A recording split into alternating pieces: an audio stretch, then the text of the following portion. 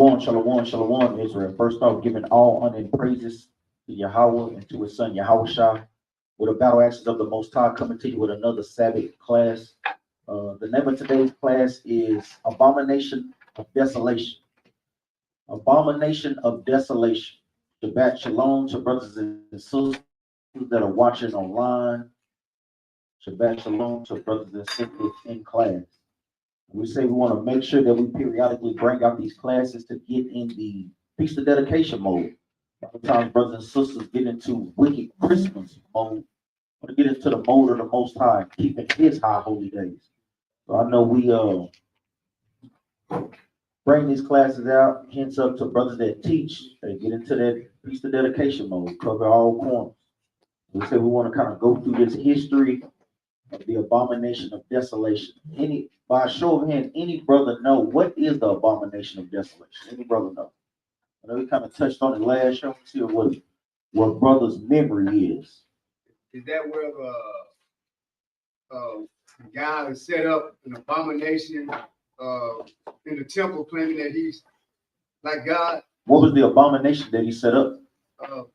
He set up idols and what was the idol? Yeah, like different when it's specific in this. Who was the character and what was the idol? Esau. Specifically. Decide if you don't remember. Well, it's not I because you've been there. Help him out, brother Obadiah. Like you about to raise your hand.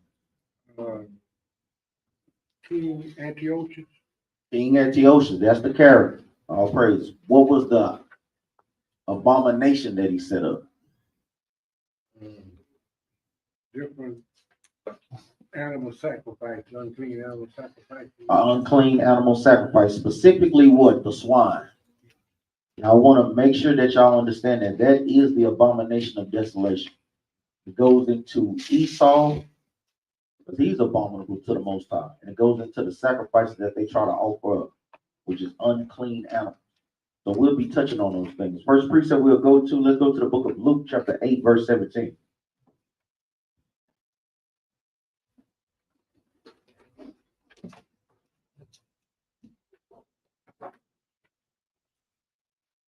Go to the book of Luke, chapter 8, and verse 17. When you get there, read that out.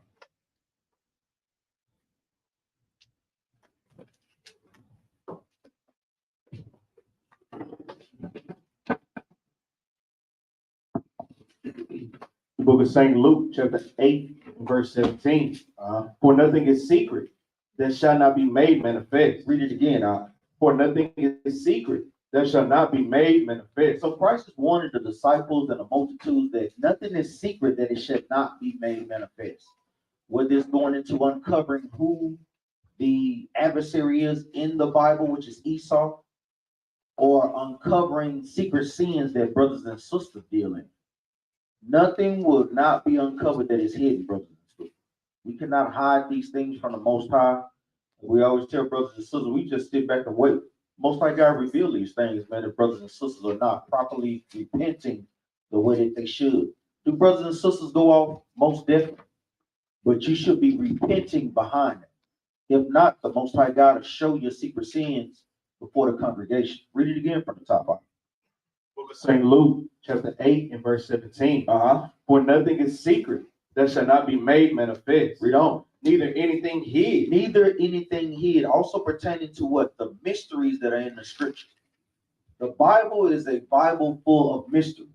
And the Most High God has given the Israelites the key. We are the key to unlocking the mysteries in the scriptures.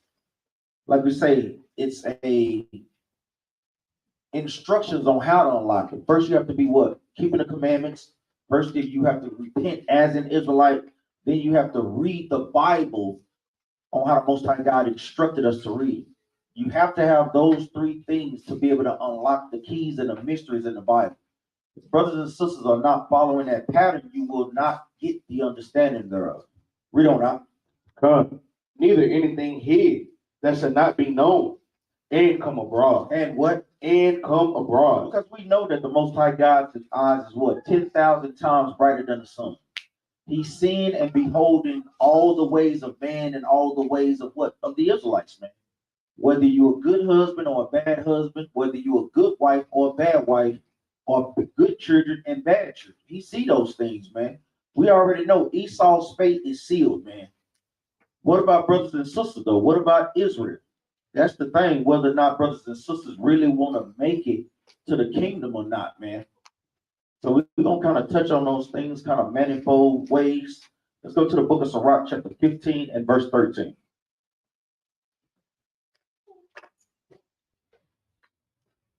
I don't want to touch on these things a bit. You can go a lot of ways with this class. Keep it simple.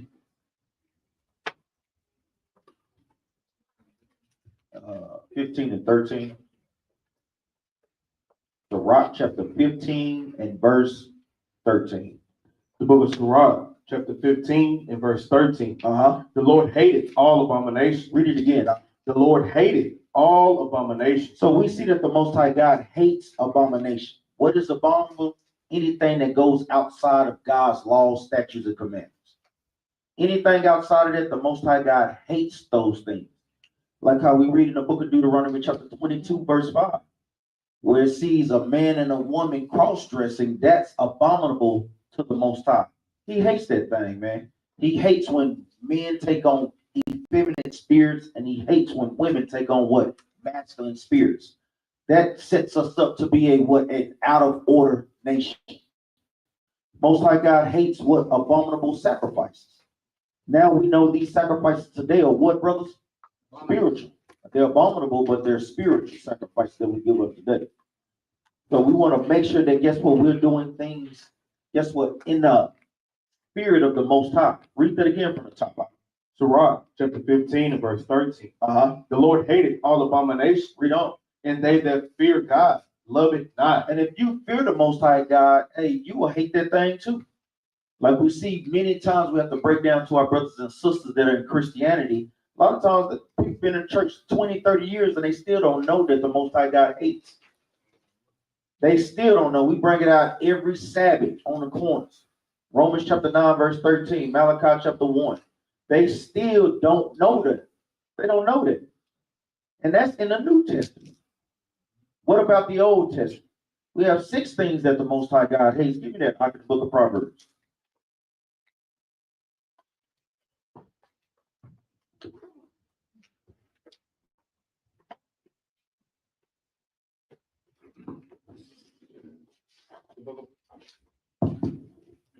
The book of Proverbs, chapter 6 and verse 16.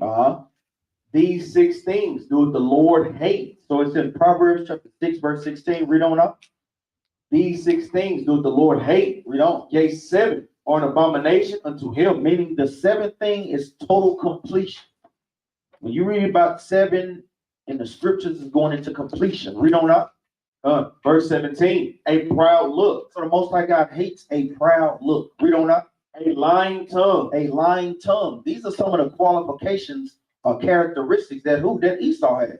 Right. But don't get it twisted, because guess what? Israel has these characteristics as well, man.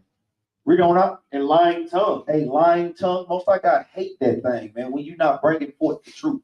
Brothers have to dig. The Most High God have to dig. Guess what? There'll be judgment for those things. Read on up. And hands that shed innocent blood. Hey, think about these things. What hands have shed innocent blood? Read on up. Verse 18, an heart that devises wicked imagination. Read on up. Feet that be swift in running to mischief. And this is one of the things that our people really, really struggle with, man. Our feet be ready to run to some mischief, to some mess. Our people love mess and gossip and love to be in on the forefront of, guess what, things that are not profitable for their growth, man. We see it all on YouTube. We see it everywhere in the news, man. We see these things constantly, man. And we see, guess what, during the time of our Greek captivity, our people, guess what, they divulged in those things as well. Wicked men of Israel, man, wanted to get down with the heathen, man. Wicked as hell. Let's go to the book. Is that it on that? Read on. Verse 19, a false witness that speaketh lies. Read on. In him that soweth discord among brethren. Hey, I'm gonna tell you, that's some heavy stuff right there. You have brothers and sisters that love to sow discourse amongst brothers and sisters in the congregation. Most High gonna get up with you, man.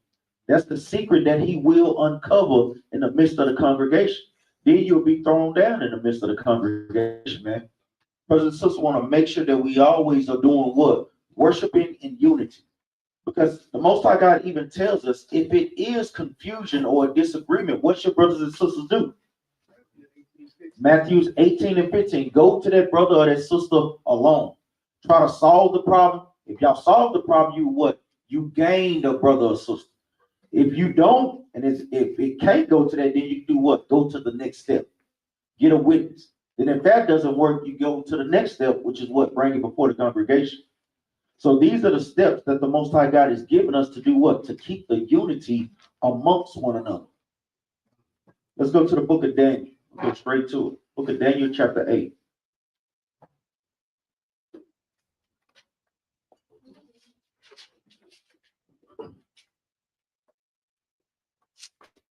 So when we read and go over the book of Daniel, chapter 8, any brother know what this chapter is going into? Any brother? I don't know if brothers, like we say, you have new brothers, whether or not, but I should be seeing some old brothers' hands raised up in this thing, man. The Razatox, Donovan, some Ezra, yeah, Daniel 8, some yeah, chapter 8, Brother Fred. The whole damn thing. You just gonna make it clear. So when you read over these are visions that the Most High God was giving the prophet Daniel concerning the kingdoms that will be up and coming in rulership. Let's start at verse 1. We're going to kind of, not quickly, but kind of get through it because it's the point that I want after this. So I want to make sure that brothers and sisters understand this history. Read this right quick out. Book of Daniel, chapter 8 and verse 1. In the 3rd year of the reign of King Belshazzar, a vision appeared unto me, even unto me Daniel, after that which appeared unto me at the first. So we see that the Most High God dealt with Daniel on a high level, giving him visions, giving him dreams, giving him the ability to interpret dreams. Man, that's a powerful ability, man. That's a powerful thing, man. Even when we read in the book of 1 Corinthians, where it gives us the diversities of the Spirit, that's a powerful thing to have, to be able to get visions from the Most High and to be able to interpret those things. Yes, we do get dreams of the Most High, but do we have the power to interpret and understand what those dreams are? Because we hear that all the time. Hey, Capt, I had this dream. Hey, brother, Sirach chapter 34, brother. Sirach chapter 34. Because the thing is, we don't necessarily know the interpretations thereof, man. Brothers and sisters understand that. Let's go to the book of Ecclesiastes, chapter 8, verse 1. Real quick. Just to prove that.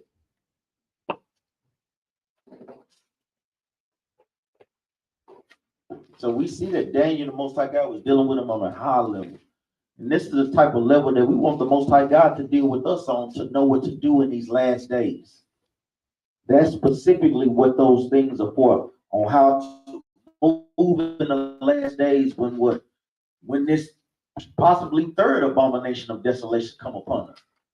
Because be not deceived, brothers and sisters, they remember the Most High God's judgment is like a ring. They go around and they do what? They come right back around. Read this out. The book of Ecclesiastes, chapter 8 and verse 1. Who is as the wise man? Who is as the wise man? A wise man is a brother or sister that do what? Keep the commandments, according to Psalms chapter 19, verse 7. That's what makes you wise. That's what makes you full of wisdom. You keeping the commandments, real. And who knoweth the interpretation of a thing? And who knoweth the interpretation of a thing? Meaning what? A wise man. A wise man that keep the commandments of the Most High. Is that it on that? No. So like he read, a man's wisdom maketh his face to shine. So we know when brothers and sisters are dealing with wisdom because you move with a certain order. You move and talk a certain way. And brothers and sisters can what? Can see those things on you. They can see that wisdom on you by the way that you do what? Carry yourself. It was the same way with what? With the children of Israel, making reference to Daniel and the three holy children. They moved a certain type of way, even in that captivity. And this is the example that we should follow in this captivity. Just because we're in captivity don't mean that we be what? Succumb to what the abominations of this world and this captivity gives us. With the Christmas, with the Thanksgiving, with the New Year's. No, we're going to keep the Feast of Dedication. We're going to keep the Day of Simon. We're going to keep the destruction of Nicanor. This is the way that we move in this captivity. Let's go to the book of Ecclesiastes, chapter 34. You want something on that?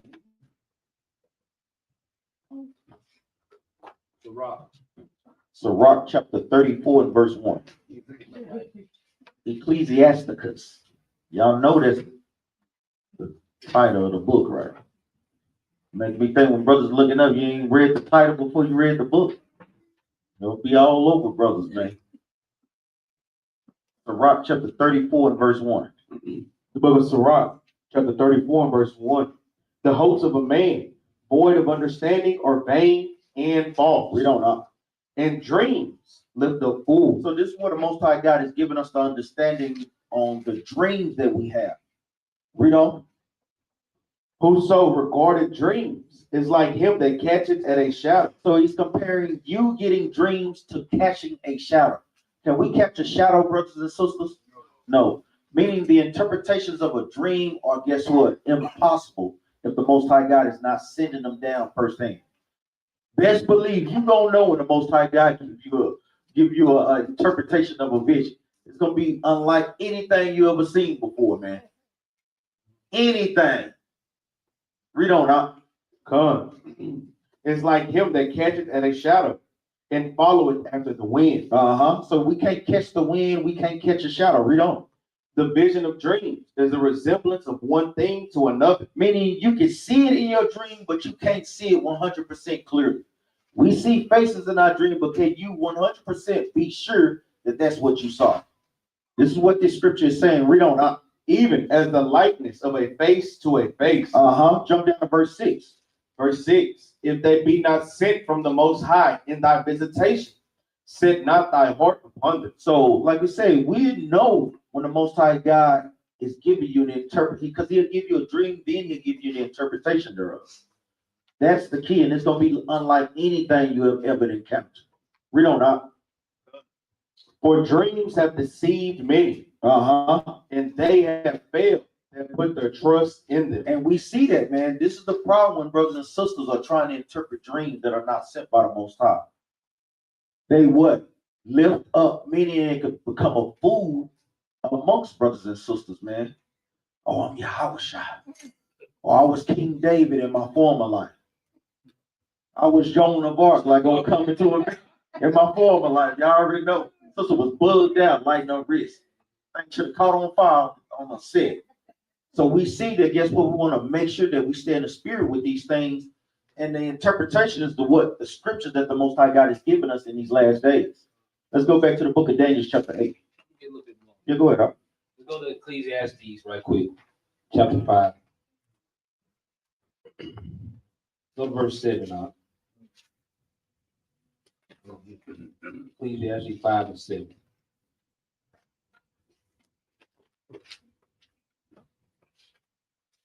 Saying the same thing I could going into. The book of Ecclesiastes, chapter 5 and verse 7.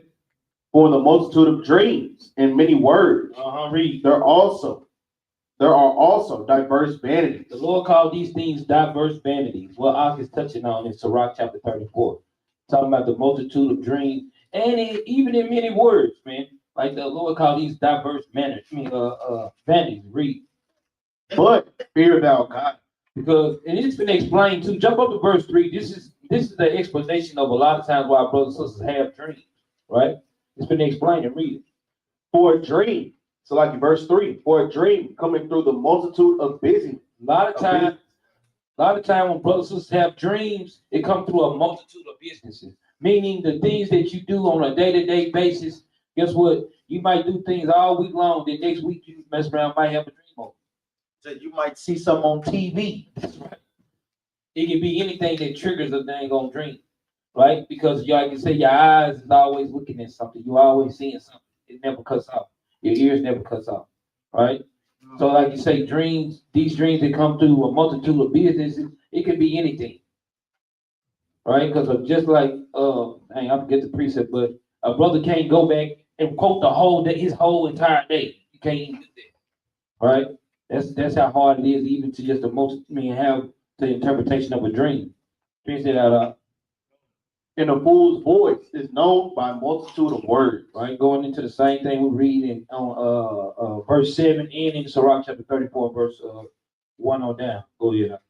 Let me get one more precept, but let's go to that shit has a precept too. Shalak, Job 33.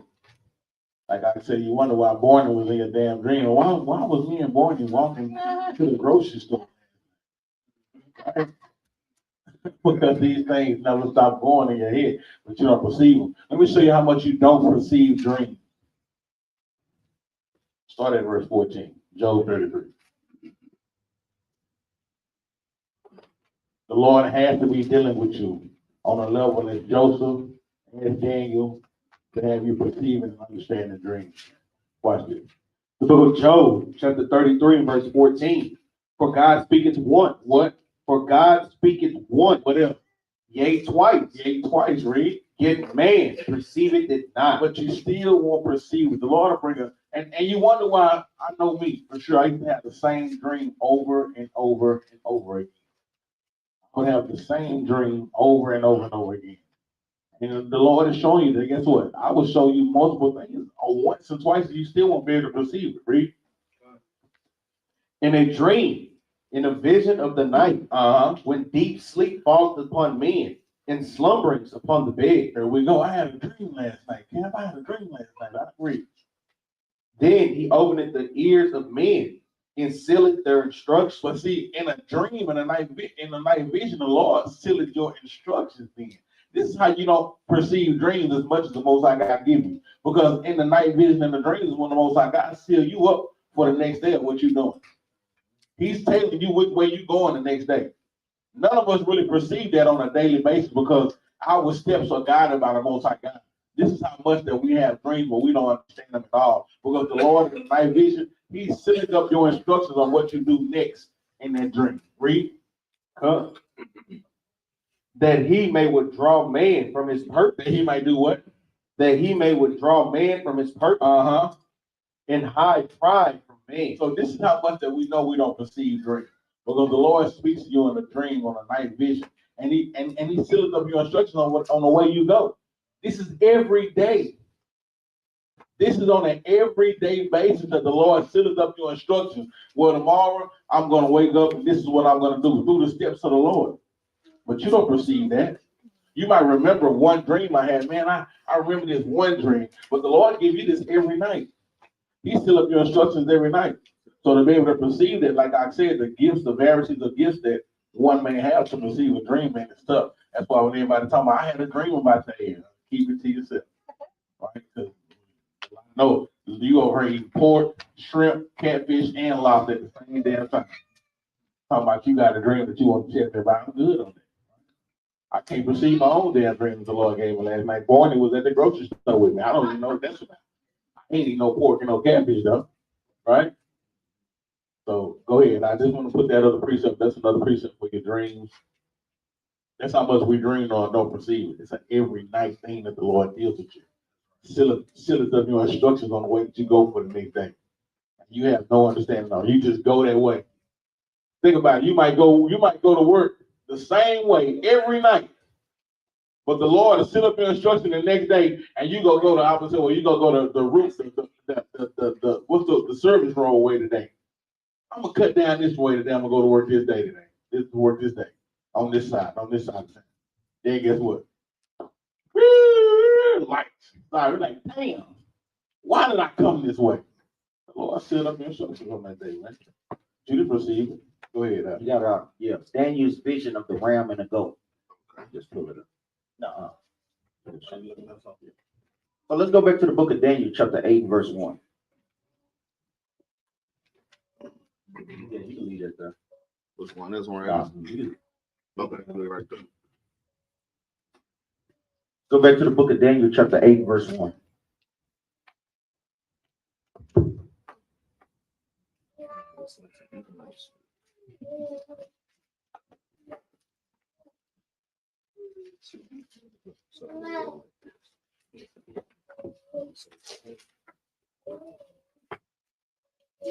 You get to read this out. The book of Daniel, chapter 8 and verse 1. In the third year of the reign of King Belshazzar, a vision appeared unto me, even unto me Daniel, after that which appeared unto me at the first. Read on. And I saw the vision, and it came to pass when I saw that I was at Shushan in the palace, which is in the province of Elam. Elam is going into what we know today as East India. So remember, we know that the Babylonians conquered Jerusalem in what year? The Babylonians conquered Jerusalem in what year? Speak it one time. Come on, brother. 586 BC. Brothers got to know that, man. Brothers have to know circular history. Brothers have to know timeline. You have to know these things, man. Because I'm gonna tell you, when brothers are out there debating so-called apologetics, guess what? Brothers have to be able to bring this information up, man. Because this is well-documented history in time. Read on out. Con, which is in the province of Elam. And I saw a vision, and I was by the river of life. So we see that the Most High God was giving him a vision. Read on. Then I lifted up mine eyes and saw, and behold, there stood before the river a ram which had two horns, and in the two horns were high, but one was higher than the other. So do any brother know what this is signifying? One was higher than the other one, but they was like, Take your time, brother. First, what does the ram represent? the ram represent Help him out, something brother. like a goat. The Persian and Mede captivity. Remember, we're going into the four beasts. This is a vision. So we know that the Most High God, give me 1 Corinthians chapter 15, verse 32. The Most High God compares men to what? To beasts. Because what? When we don't keep the commandments, we are like what? Beasts. Because beasts operate off of what? Instinct. The Most High God gave us the cogitations thereof in the seventh part. What Captain Yara brought out last week. Who remember what that precept is? What Captain Yara brought out last week with the seventh part, the understanding, basically the seven senses. Sirach chapter what? Sirach chapter 17. So remember, when we don't keep God's commandments and revert to just living off instinct, we're acting like what? Beasts. Read this out. Yeah, 1 Corinthians, this is a proof text to show you that the Most High God compares men to beasts. The book of 1 Corinthians, chapter 15 and verse 32. If after the manner of men I have fought with beasts at Ephesus. At what? At Ephesus. So do we see Paul literally wrestling with a lion and tumbling with a bear at Ephesus? No, he was fighting with wicked Israelites that did not want to keep the commandments. This is what this is going into. So the vision that the Most High God is giving Daniel is going into that. Remember, the Most High God uses what? Similitudes, metaphors, and similes to convey things. Do brothers and sisters understand that? Let's go back to Daniel chapter 8 and verse 3.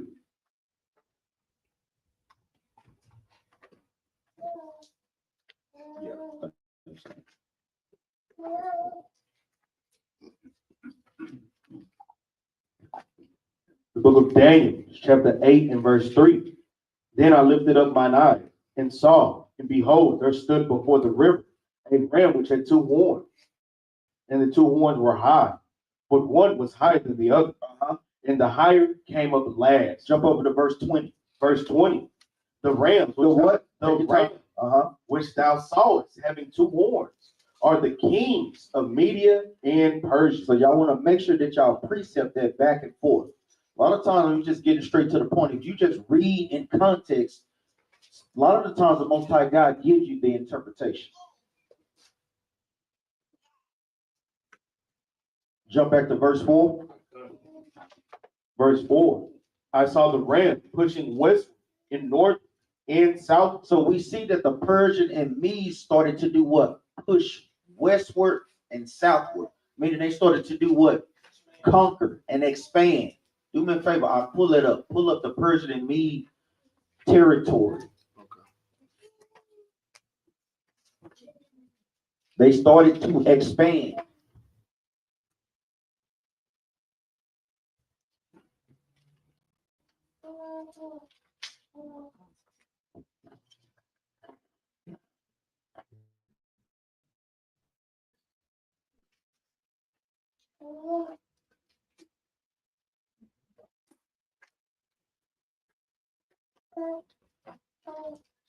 So give me this one at the bottom, right? Which one? This one Right up under with the pink. with the pink on there.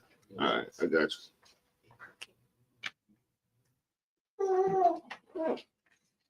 So we see, y'all see where they started from. So you see how they started to do what? Go westward. Meaning when they started to go westward, they started to do what? Eventually run into the who? The Greeks. This is why understanding geography is very important. You want to make sure that brothers and sisters know a little bit of something about everything when it comes to this truth, especially you brothers that go out there and teach. Share it with everybody. Yeah. Come on. So we see if can you blow it up. All praise. So we see that guess what? This was their territory, and they started to expand east, going into Asia Minor, what we know today as modern day Turkey. Can you slide it over some?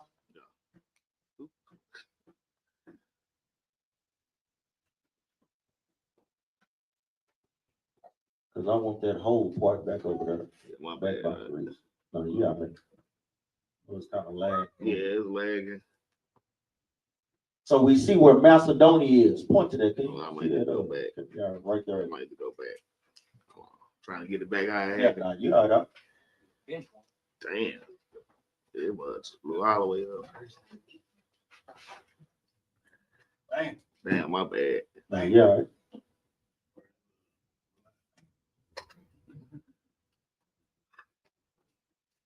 Go back. Right here.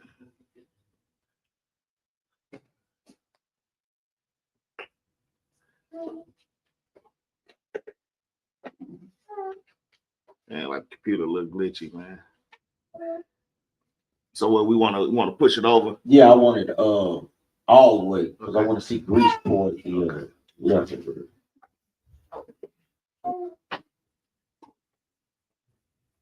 We'll just try to put Yeah, just want that picture just blowed up. Went to a whole nother page.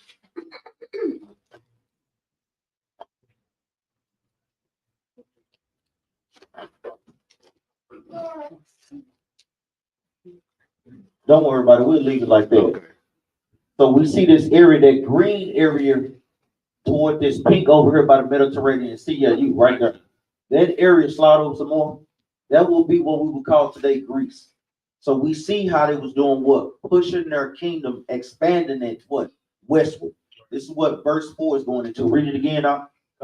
And I saw the ram pushing west and north We see them pushing westward and north. Read on. and southward, Uh-huh. so that no beast might stand before him. So that no man might stand before them. Read on. Neither was there any that could deliver out of his hand, but he did according to his will and became great. And they became a great nation. Right here. Okay, let me go. Let me scroll. Right there. This one right There it here. is. Okay. See them expanding northward and And westward. westward. Okay, let me open it. Man, it looks like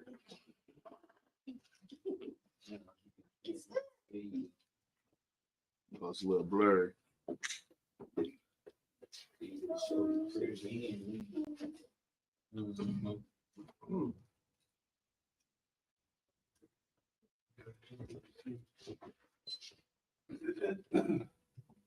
I don't know why they keep jumping up.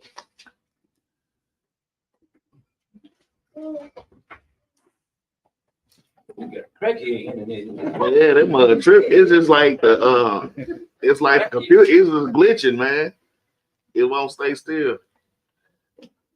Hold on. Let me reopen it. It won't stay still, man. Hold on. Bear with us a moment, bro. There you go, the third one. The third one. Yeah, The third one on the same on row. this route right here. Yeah. Okay, let me just try to do this. I'm gonna just do it like this. I'm gonna do it like this. But a lot of times when you expand it like that, Yeah, it get blurry. So we see Medes and Persia, we see them expanding westward, southward, and northward. This was their territory during this time, brothers and sisters. About what year? 538 BC. So, brothers and sisters, y'all want to make sure that y'all write that down. This is when they started to come into power and expand. Read verse 4 again. Verse 4. I saw the ram pushing westward and northward and south, so that no beast might stand before him. Neither was there any that could deliver out of his hand. Meaning no man or no nation could take them down at this time. Read on. But he did according to his will and became great. Keep reading now. Verse 5. And as I was considering, behold, an he-goat, Hey, what? a he-goat, Read on. came from the west on the face of the whole earth. So who was in the west, brothers and sisters? Greece, the Greeks. So this is the who? Ego. The he-goat. All praise. Now let's prove that. Jump over to verse 21. Verse 21, and the rough goat is the king of Greece. Read on now. And the great horn that is between his eyes is the first king. So who was the first king over Greece? Alexander. Let's go back to verse 5. Come. And as I was considering, behold, an he-goat came from the west on the face of the whole earth and touched not the ground. And the goat had a notable horn between his eyes. So when it says that they touched not the ground, meaning they did what? They conquered the earth swiftly, even more swiftly than the Persian and Medes. It was said that King Alexander, the Greek freak, conquered the known world in about 10 to 12 years. So that's a short amount of time to cover a lot of territory. Read on out. Verse 6. And he came to the ram that had two horns, which I had seen standing before the river, and ran unto him in the fury of his power. Go back to the ram and that goat. Read that part again. Verse 6 from the top. And he came to the ram that had two horns, which I had seen standing before the river, and ran unto him in the fury of his power. Meaning, when Alexander ran upon the Persian and the Medes, he did what? He conquered them swiftly. Basically ran through them. This is what this vision that the Most High God was giving Daniel. Read on now. Come. And I saw him come close unto the ram, and he was moved with choler against him. Read on. And smote the ram, and brake his two horns.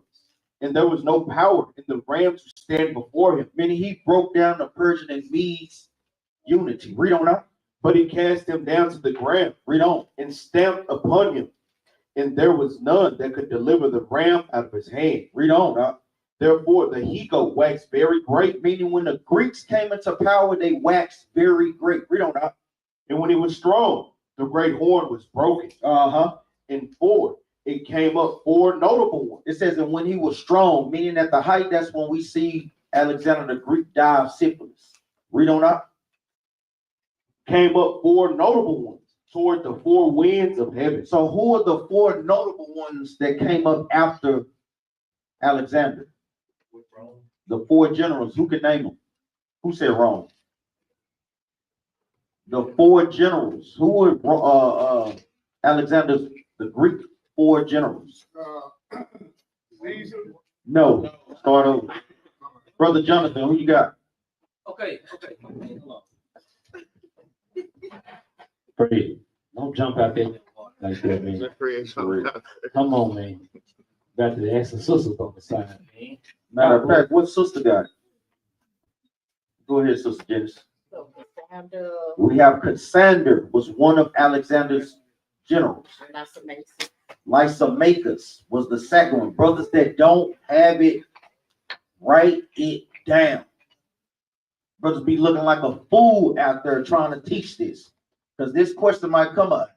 You gotta get this one. Yeah, I know. Get to the back, nigga. Say it again. and so it was Cassandra, Lysimachus, Ptolemy, and Seleucus. And Seleucus. These are the four generals that came up after Alexander the Greek. They basically parted all the lands that Alexander the Greek conquered amongst themselves. Do brothers and sisters understand that? Where should y'all put this in y'all Bible? Where it says it is. That's right.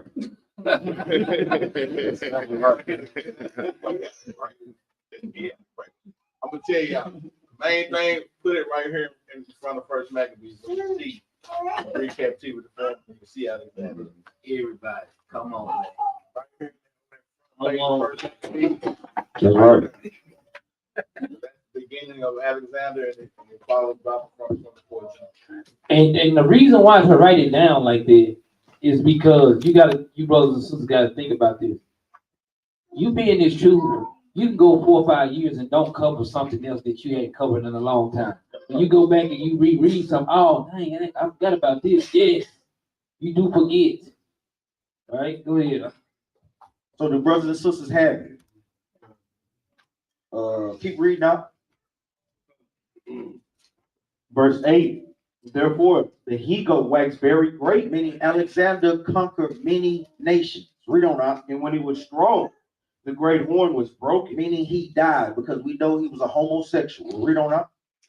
And four came up, four notable ones, toward the four winds of heaven. Meaning his four generals, they started to conquer after him in those divided lands. Read on. And out of one of them came forth a little horn, which waxed exceeding great toward the south, and toward the east, and toward the pleasant land. So do anybody know who this is? Even out of those four, do any brother know who this is? This is going into Antiochus Epiphanes the fourth. Yeah, say it again. No, they're still going into the Greeks. Antiochus is a Greek. He comes out of the Seleucid dynasty. Out of those four generals, he comes from Seleucus lineage. Antiochus Epiphanes was a wicked son of a beast. He was wicked as hell. Talking about wicked. Brothers and sisters can't even imagine how wicked he was. He was so wicked he tormented men's bowels. The brothers and sisters understand what that means. That's crazy. Brother was wicked. I mean, this Edomite was wicked. The word Epiphanes means God manifested on earth, because he literally considered himself God manifested amongst us. And he did us wickedly, man. Destroying the Jews. He basically came into power and started destroying the temple at 167 BC. Keep reading up.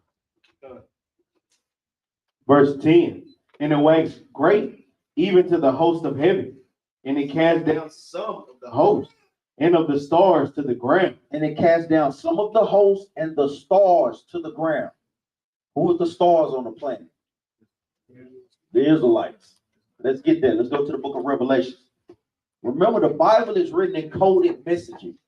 If you don't understand the key, you will not understand the scriptures. Revelation chapter 12, verse 4. Brothers know plenty of stars precepts.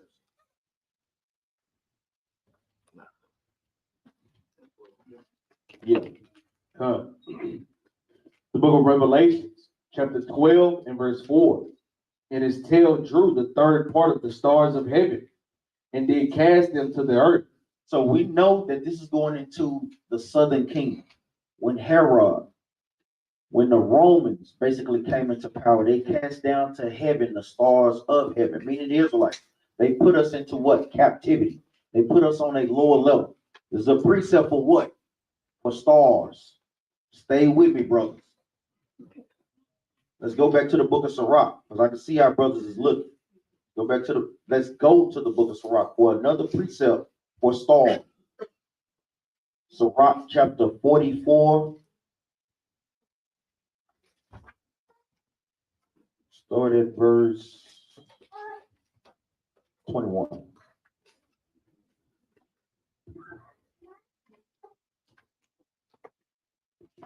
The book of Sirach, chapter 44 and verse 21. Therefore he assured them by an oath that he will bless the nations in his seed, and that he will multiply him as the dust of the earth, and exalt his seed. And exalt his seed, singular, meaning what? Abraham, Isaac, and Jacob, and the 12 tribes of Israel. Read on. And exalt his seed as the stars, and cause them to inherit from seed to seed. So we see that the Most High God compares the Israelites to what? To stars. Read on up. And from the river unto the utmost part of the land. Let's go back to the book of Daniel, chapter 8. And verse 10 again.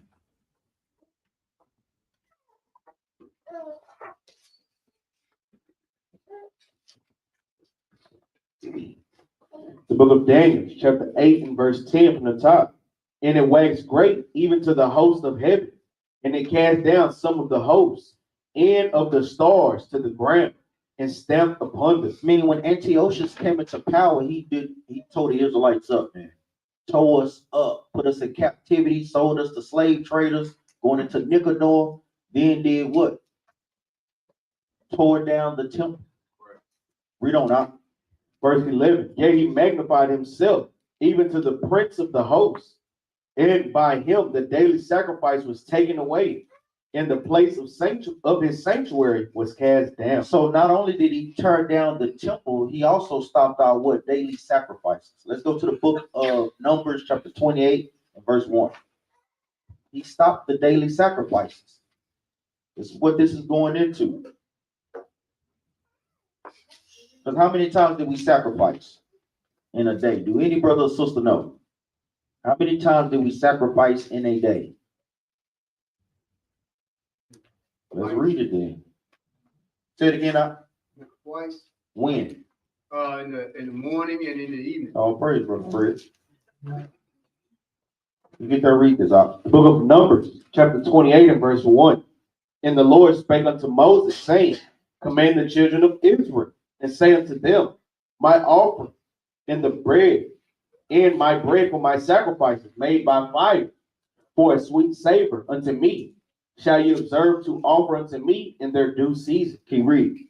And thou shalt say unto them, this is the offering made by fire, which ye shall offer unto the Lord, 2 lambs of the first year without spot, day by day, for a continual burnt offering. So Most High God had it set up to where we did what? Offer burnt offerings 2 by 2 daily. Read on up.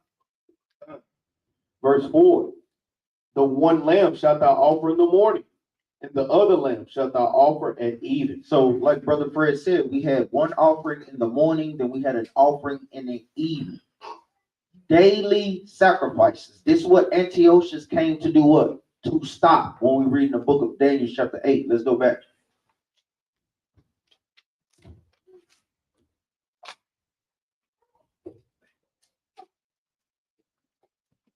Verse 11 again.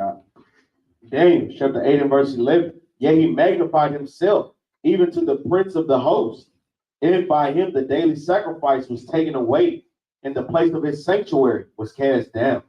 Read on. And a host was given him against the daily sacrifice by reason of transgression. By reason of transgression. This is going, that host that was given him was going into the wicked of our people. Wicked as hell, man. That helped him. Man, we always have people that do what? That hate their own people. What brother got the precept? In Maccabees.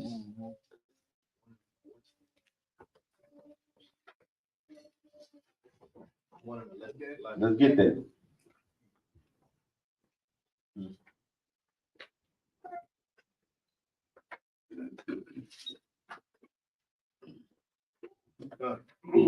The book of First Maccabees, chapter 1 and verse 11. In those days went there out of Israel wicked men, who persuaded many, saying, let us go and make a covenant with the heathen that are round about us. Man, sad as hell. Read on. For since we departed from them, we have had sorrow. Because our people didn't know that even if Esau give you a slave a good job, you're still a what? A slave. You're just a slave with a good job. Oprah don't even know. She's a billionaire slave. She don't know that though. Jordan, he's a billionaire slave, man. They don't understand these things because they don't know who they really are. They don't know that they still in captivity. You still paying taxes, you are a what? Slave. Because guess what? Kings, real rulers do not pay any tax. Y'all know GM, the company, they don't pay any taxes. You know, General Electric, they don't pay any tax. What did you think about the skyline that be lit up every night? Who paid that light bill? For real. Right? You see that? It's gonna fall up under. It always falls up under the poor.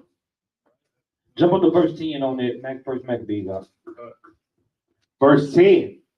And there came out of them a wicked root, Antiochus, surnamed Epiphany. This is what Ark is touching on Daniel chapter 8. All of these y'all should be precepting. First Maccabees chapter 1 and Daniel chapter 8 should be going back and forth. Brothers should be making sure y'all precept because it goes through everything Ark is touching on.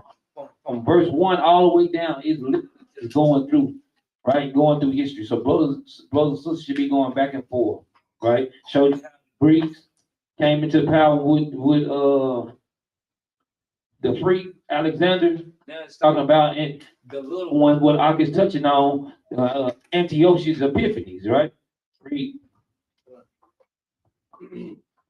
Surnamed Epiphany, son of Antiochus, the king, who had been in hostage at Rome, and he reigned in the 137th year of the kingdom of the Greeks. Right. So guess what? These, like you say, I say you got to have this secular history. If you don't have it, guess what's gonna happen? These Christian apologists gonna pull you into the corner because there's one thing that they do have. They do, a lot of them do know history, and some of them will try to take you up with history. That's right. All right, go ahead. Let's go back to Daniel chapter 8, verse 12.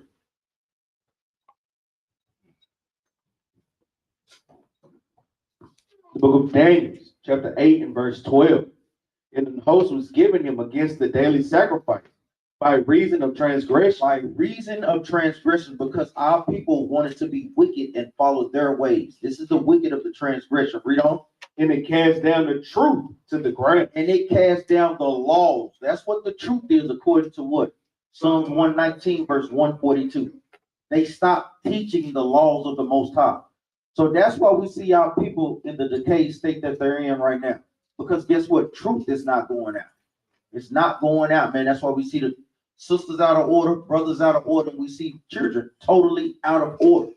Read on out. Come. In practice, in prosper. It's like in practice, in prosper. And not only do they do that, they practice with wickedness and it prospers. Read on out.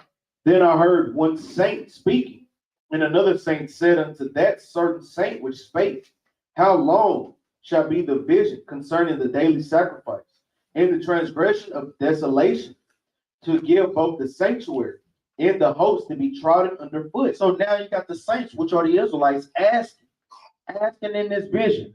Most High God is going back and forth, asking, how long, Lord? Ain't these the same things that we ask today? Lord, please, how long? How long do we have to, guess what, witness another damn Christmas, Thanksgiving, New Year's, wicked New Year's, which is not the New Year's? How long do we have to suffer with these weak bodies, sin constantly, disorder amongst our nation? How long, Lord? Read on, huh? And he said unto me, unto 2,300 days, then shall the sanctuary be cleansed. So the Most High God was giving them a set time. Let's see when it started to be cleansed. Let's go to the book of First Maccabees, chapter 4, verse 41.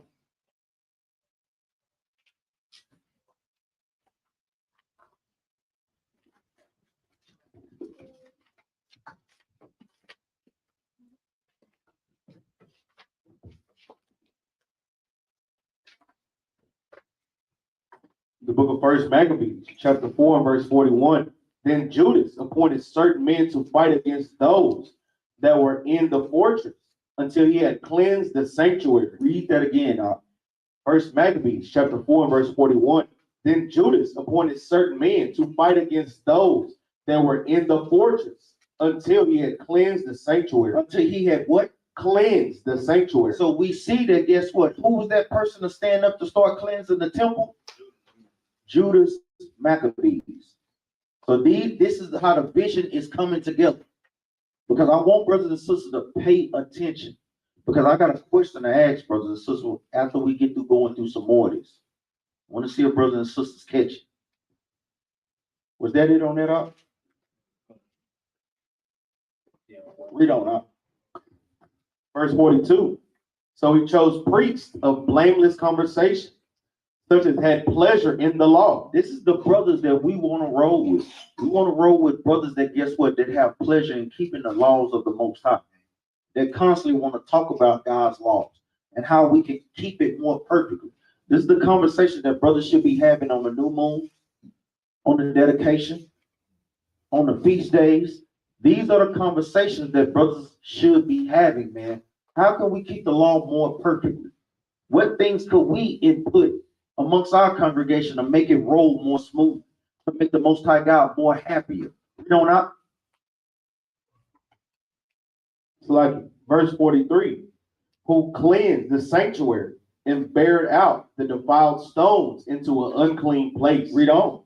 And when as they consulted what to do with the altar of burnt offerings, which was profane. Read on. They thought it best to pull it down. To do what? To pull it down. That's what our job is, brothers, to pull down profane things, man. We do it much more on a spiritual aspect.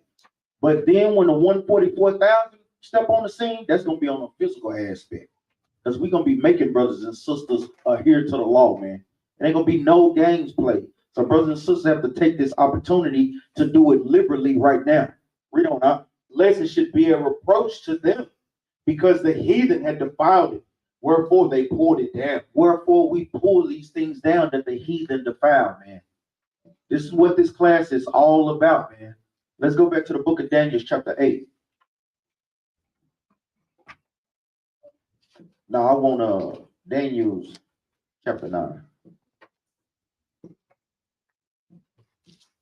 Daniel chapter 9 and verse 27.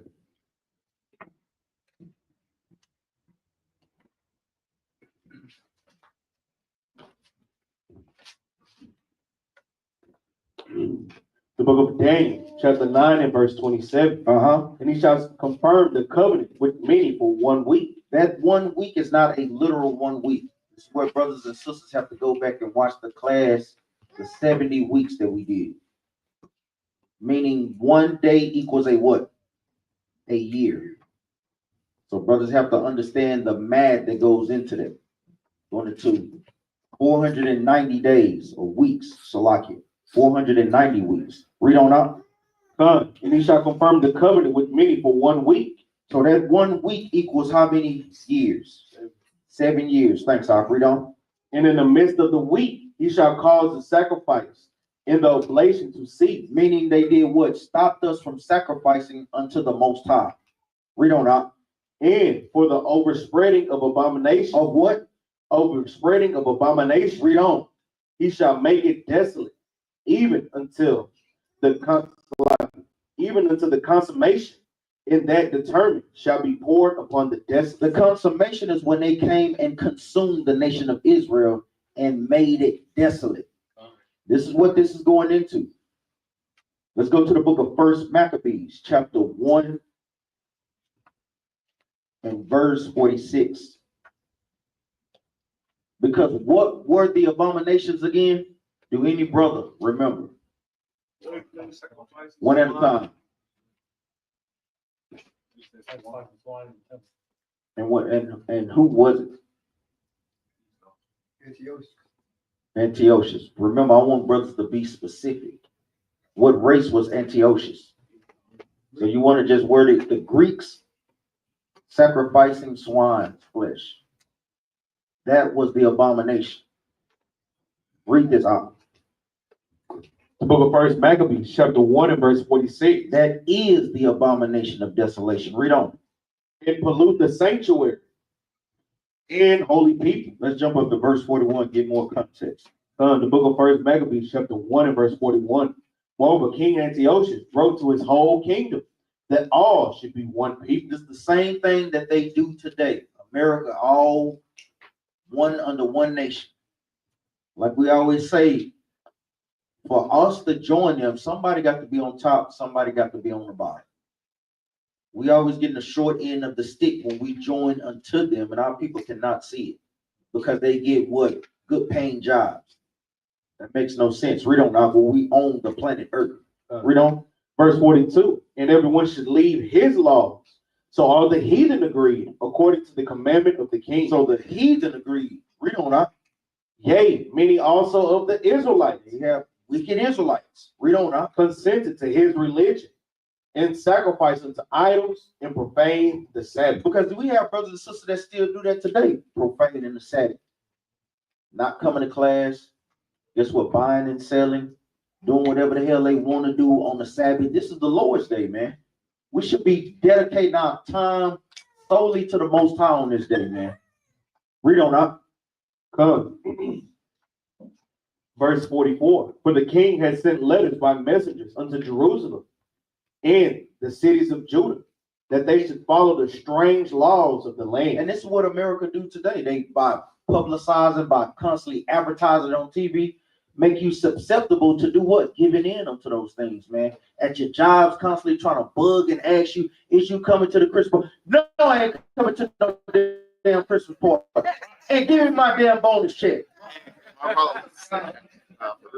Pissed off at Esau. Give me my damn money. Oh yeah, you ain't supposed to take that bonus shit at Christmas. You be a fool. You'll be a fool. That's what we work for. Ain't no telling how many other bonuses they keep from the hard work that we did. Hell, my damn job work ethic, what you say? It's up 28%, damn it. Give me my damn money. No, they ain't giving nothing. Read on, huh? Verse 45. And forbid burnt offerings and sacrifice and drink offerings in the temple, that they should profane the Sabbaths and festival days. Read on. This is the point that we want. And pollute the sanctuary and holy people. To pollute the sanctuary and holy people. Read on now. Set up altars and groves and chapels of idols and sacrifice swine's flesh and unclean beasts. So we see how they did what? Made the abomination desolate. By doing what? Sacrificing swine's flesh and what? Unclean beasts. Read on now. Come. That they, so like verse 48, that they should also leave their children uncircumcised and make their souls abominable with all manner of uncleanliness and profanation. Read on. To the end. This is the point. Read it again. To the end. Read it one more time. To the end. To the conclusion. Read on. They might forget the law. This is the whole point of that, man. That they might make us forget the laws of the Most High. That's how crucial keeping God's laws is, because they know if we keep the laws, we rule over them. But if we don't, they rule over us. It's just that simple. It's no deep Billy Carson madness mysteries out here. Read on, huh? To the end, they might forget the law and change all the ordinances. And change all the ordinances. Read on, huh? Come. And whosoever would not do according to the commandment of the king, he said he should die. They should what? He should die. Jump down to 54. Verse 54. Now in the 15th day of the month Caslu, The 9th month. Read on. in the 145th year, Read on. they set up the abomination of desolation upon the altar. So what was the abomination of desolation upon the altar? The what? Swine's flesh. The swine's flesh. All praises out. Read on out. Upon the altar, and builded idol altars throughout the cities of Judah on every side, and burnt incense at the doors of their houses and in the streets. And when they had written pieces the books of the law, which they had found, they burnt them with fire. I'm talking about piss us off every time we read that. They literally burned our books and our records. A lot of times our people don't care today because that's a hindrance to a Negro. You want to hide something from a Negro, you do what? Put it in the book, man.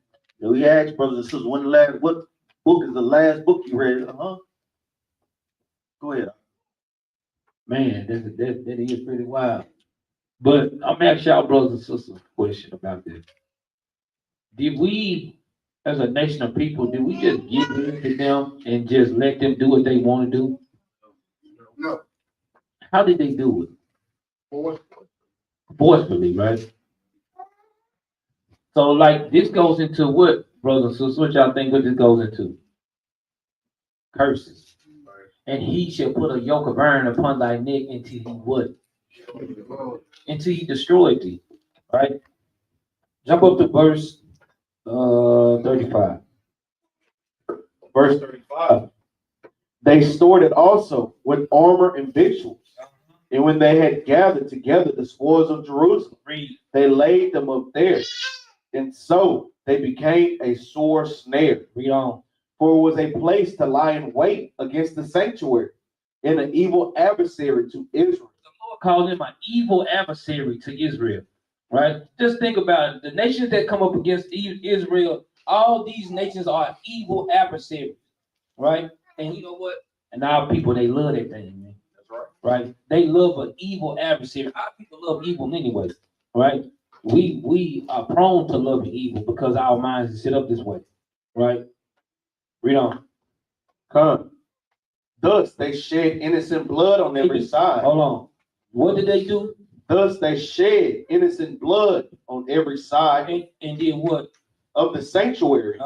And defiled. And this is what they did. Guess what? Just think about us. All of us is in the same captivity, but we got a group of people right now that's keeping the commandments. Right? We got a group of people. All of us, say, we all keeping the commandments. We got a whole nation of people that don't want to do that. Guess what?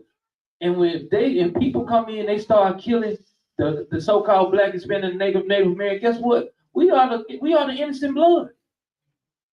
The people that's keeping the commandment, we can perish just like them, right? Even in captivity, we literally can perish just like them, and we are the innocent blood. And the other nations don't care about it. That's why the Lord called this. Guess what? To sacrifice, like you say, you can go into sacrifice swine flesh. That's an unclean thing. Guess what? To shed innocent blood, these things go one and the same. That's why you think these things were operated in Proverbs chapter 6 earlier. These things, the Lord, these are abominations to the Lord. The Lord hates this thing, man. Right? That's why going into what Antiochus did, he did just the same as every other captivity did. Beat us into submission to the point we give in. Right? And this is what brothers and sisters like to say. When you go into your history, you got to lock in on it. All right? Go ahead,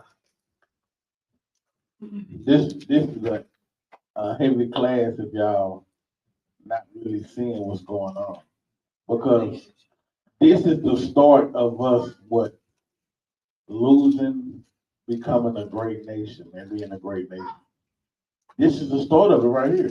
This is in every captivity, we knew who what? We knew who we were. Now you get Antiochus and Alexander and these damn generals putting this force on us, making us either eat swine's flesh or die. And now we start to give them what? Credits. See, now we start believing it. Now we start giving in. This is the point where we start giving in right here. For Christians and everybody who, oh yeah, you was growing up on pork. This is the part where we start giving that credit right here. This is the place where we stop being a great nation right here. Because we start giving in to them and we start giving credit. Read verse 30 right quick. This is what this is going to do. Verse 30. And spake peaceable words unto them, but all was deceit. Read. For when they had given him credit. When they had given him credit, that means when you had start accepting it. See, in every captivity, we was not accepting it, right? We were dying to keep these laws, man. That's what I just told somebody at the gym I was at. You know, we used to die to keep our laws, man. We died not to eat pork. We would rather die rather than give abomination to the Most High God. They don't even understand it. Our people literally put their lives on the line to die to keep our commandments. That's what the Bible said. We fight for our what? Our laws and our lives, man. This is a heavy class right here, man. This is showing you the point where swine and everything start becoming the norm to the children of Israel now.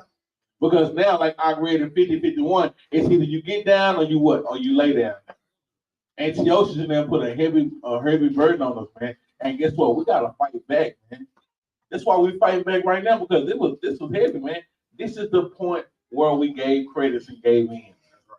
David class, y'all. Put y'all mindset on that. Go ahead. And the thing is, I'm glad that I've made these great points, because the thing is, they have broken our people down so bad to now we even have Israelites that do it liberally now. That's right. Brothers and sisters that know that they Israel and they calling it Yahushua Day. It's no different from this time. They sacrificing swine's flesh. No Yahushua Day, no swine's flesh. What the hell is wrong with you, brother?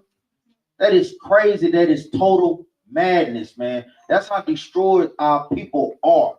We know we Israelites and they still partaking in this profanation, man. Profaning the Most High, profaning their own damn temple, man. You heard the brothers already on dialysis. That's crazy. I'm talking about total crazy, man. But Moses warned us about that, just to let me back up what Capt Jerubbaal was saying, man. Where was it prophesied that we will be destroyed as a nation? Where was it prophesied? Deuteronomy chapter 28, specifically what verse? Not verse 15. 48. Deuteronomy 28, 48.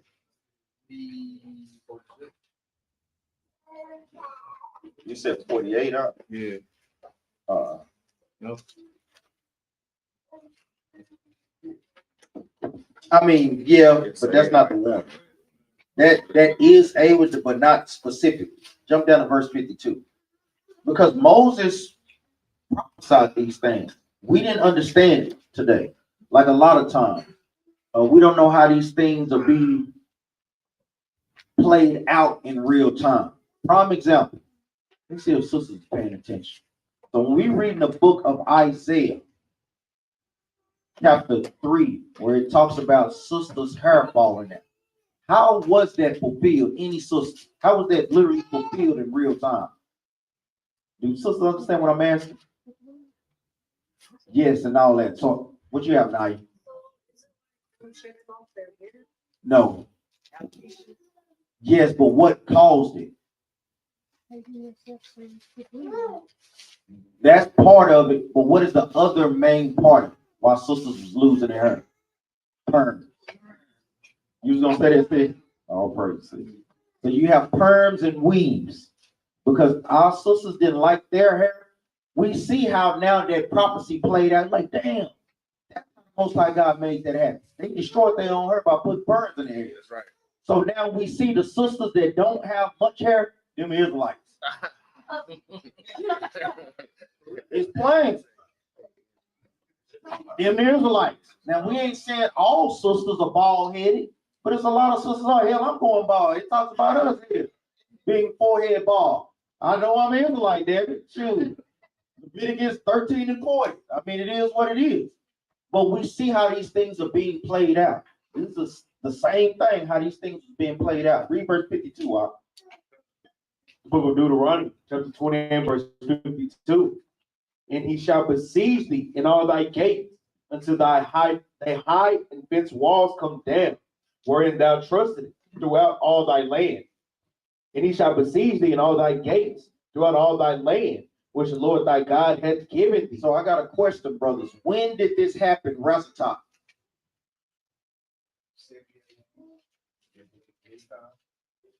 Is that the only time? Which is what year?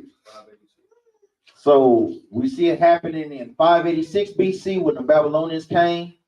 We also see it in 70 AD with the Romans, but we also 333 BC to 167 BC. We also see that the Greeks did it too. How do you think they got into the temple? So we see what Moses prophesied our destruction within our homeland.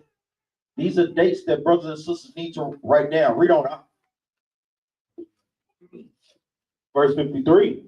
And thou shalt eat the fruit of thy own body, the flesh of thy sons and of thy daughters. Meaning we were what? We were eating each other because we was what? Being starved out. We was being starved out from 65 AD to 70 AD. Just imagine you not having any food or water for 5 to 7 years. Man, think about, oh, damn, that's tough. Think about this. A lot of brothers and sisters, man, that is tough as hell. 5 to 7 years. Think about you watching them over there cooking. They over there cooking a little, somebody's little baby up. And it's smelling good as hell over there to you. Because you ain't ate it in about 2 years. Guess what? If you did, you did a little grain, a little spoonful, to keep it going. Then they over there cooking, you just gave in. Because a lot of them tell you reason why I'm harping on it. Because a lot of brothers and sisters don't consider that this was a real thing. Y'all be like, I never do none of this. I never do this. Right? They said, I never, guess what? People said in the Bible, a lot of us, right now, the Jews said, I never killed Christ. Who would have killed Christ if y'all was back then? Yeah, you see how they go? Because brothers and sisters read now. Because guess what? We are the people that need it. But you saying that you wouldn't eat a baby, yes. You'd be right over there. Shrimp fried baby, right? It's abomination, right? Go ahead. Read verse 53. Verse 53, and thou shalt eat the fruit of thy own body, the flesh of thy sons and of thy daughters, which the Lord thy God hath given thee. Because we heard fools talking about y'all was counting. Negro, we had to do that. We've been starved out. We're not cannibals like Ham. Come on, man. Ashy feet Ham. No, man. I'm talking about our people have no understanding of context in the Bible. Read on now. Come, which the Lord thy God hath given thee in the siege and in the straitness, wherewith thine enemies shall distress thee. Because they distressed us during that time. Even Christ prophesied about that. Let's go to the book of Luke chapter 19 and verse 43.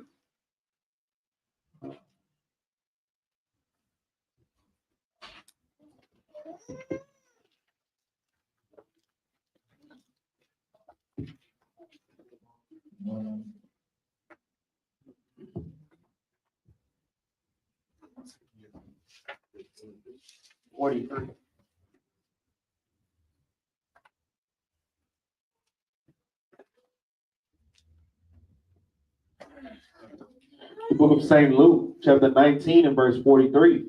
For the day shall come upon thee, that thine enemy shall cast a trench about thee, and compass thee round, and keep thee in on every side. So they cast a trench about us. This is going into what year, twin? This twin. 586. At this time, what time period was Christ in? What captivity was Christ in, twin Barbarica? Give me a second. Give you a second. Give you a second. You don't Lord, you don't know the Lord. What captivity? The Roman captivity. Did you guess? He's looking on them thousands of black coins he got. Well, we just got on brothers like that. We all over there. I already know. Because the thing is, you won't be able to have time to pull your cords out in the heat of battle. There's nothing wrong with it in class per se, but you need to be trying to wean yourself off of it. You know what I'm saying? So Christ was in the Roman captivity. So this is talking about what year? But you got to stay with me. Read it again. 70 AD. Read it again.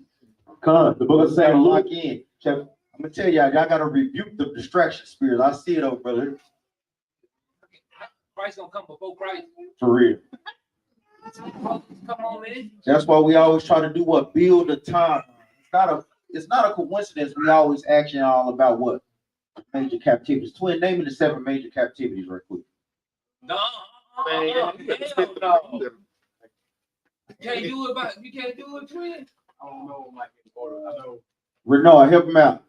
We got Egyptian. Keep your eyes. He found a little Lock in. bit. Well, let's do it. Egyptian, Assyrian, Babylonian, Persian, Mede. He look at this. Yeah, He can't do it, man. Rest talk, help him out. Remember how I try to help y'all understand you have the dark races ruling first, then the white man ruling last. that's right. Dark races rule first, then the white races rule last. Name them, rest talk. Name them, Israel. Egyptian captivity 1500 BC, Assyrian captivity 720 BC, Babylonian captivity 586 BC, Persian and Medes is 538 BC, and then Greek captivity was 332 BC. Then the Roman captivity, that's why I was gonna ask you, because It's always something. Damn, I was on the road. Go ahead. because they say 174 BC, but then some say 78. No. Remember, it was a time. Remember, each captivity overlapped each other. Right. You know what I'm saying? So we would say approximately 160 BC, 170 BC, going into 70 AD is when they totally destroyed. That's right. Say you got 333. You said Got 160 586. BC? About 160 BC. Remember, because they started to overlap. That's what we read what Capt Jerubbaal brought out in the book of First Maccabees with Antiochus in the league with Rome. When we read earlier. Go ahead, Al. I'm just saying, think about it. In war, it takes us a period of time. Right. That's- From to rule to take one ruling dynasty out of the way and then create your own dynasty. That's right. That takes time. That's right. Right? To completely, when we give you the 70 AD, that was the complete time of the Romans taking over fully. Right? When we give you the 332, 333 in Greek, that's the complete time from 538 on to then to when they started to when they fully took over. That's right. So, brothers and sisters, this is how war goes. And it shows you. Watch it. Go to Exodus chapter 23. This shows you how war goes. When the Lord takes over a nation, even just like when he did with us, the children of Israel, when he takes over a nation, he's not going to do it all in one day. He does it in time. But in the last captivity, you're going to see it's going to be right here. And when this last captivity, he's going to, he said in 1 hour, right? Go to Exodus chapter 23, start at verse 29.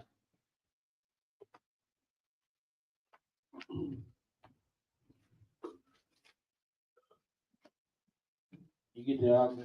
The book of Exodus, chapter 23, verse 29. Uh-huh. I will not drive them out from before thee in 1 year. So the Lord, even when we was taking over them lands, the Lord said he did not drive them out in 1 year. Read. Lest the land become desolate, Uh-huh. and the beasts of the field multiply against thee. Right, verse 30 the point. By little and little I will drive them out before thee. Read. Until thou be increased and inherit the land. You all see how they go? Even when they took over, in every nation that took over the world, the Lord drove them little by little. They had to go through land and land to conquer. Right. He didn't do it all in one piece. He had to go little by little until he took over the whole land. Right? And that's how he destroyed in every war that he ever went on. In every kingdom that took over the world, it did little by little. They didn't never go into one. Y'all brothers and sisters get that. Go ahead. Let's go back to the book of Luke, chapter 19 and verse 43. And say, if we're going too fast, raise your hand. We'll slow it down, man. We want to make sure that brothers get this. Then if you don't, go back and watch the videos, man. Learn at your leisure. Stop and pause it however many times you need to get the understanding. Luke chapter 19, verse 43. Read it again, huh? The book of St. Luke. The book of St. Luke, chapter 19 and verse 43. For the day shall come upon thee, that thine enemy shall cast a trench about thee, and compass thee round, and keep thee in on every side. So, twin, what time period is Christ prophesying about?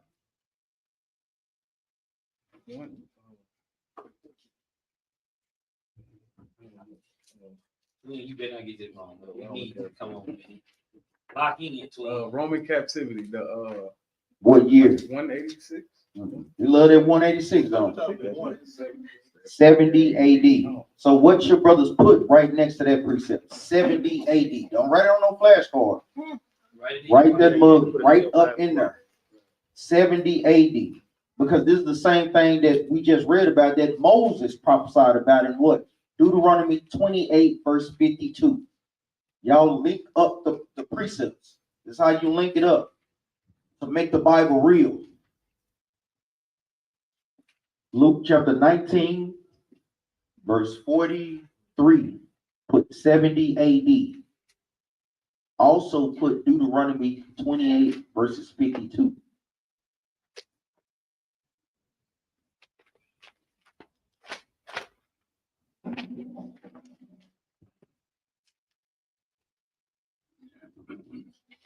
Read on, huh? Come. And shall lay thee even with the ground. Meaning when they came into Jerusalem in 65 AD to 70 AD, they destroyed us, man. Read on, huh? And thy children within thee, and they shall not leave thee. It's like, and they shall not leave in thee one stone upon another. Read that part again, huh? And they shall not leave in thee one stone upon another. What is so significant about this? They shall not leave thee one stone upon another. What was Christ letting us know? They was tearing down the temples, their sanctuaries. Yes, but what is the significance of it today? We go. I done went over this many times with Bruce. What'd you say, Ezra? Remember the significance of this. Christ is letting us know that the temple will be totally destroyed. Hence, what the hell is they doing over there, goosing the wall over there in Israel? If Christ literally just said it wouldn't be one stone. So that's letting our people know that that's what? Not the true temple. That they're not the people of the Most High. That is Herod's temple of Antiochus. That is not the temple of the Most High. Hence why they goosing the wall. This is what they need to be calling it, man. The small hats over there. This is why this is so significant. Because this proves to them that that is not the true temple of the Most High. Brothers got to put a key note in that. Because that will come up sometimes when we out there at camp. That's a point that a brother can bring up on how we know that they're not the true people of the Most High.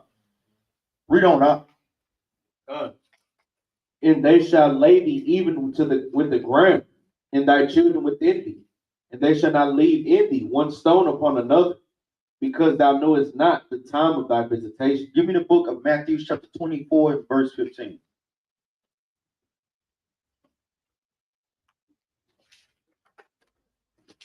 Remember, I got a question that I want to ask, brothers and sisters, to make sure that y'all was paying attention.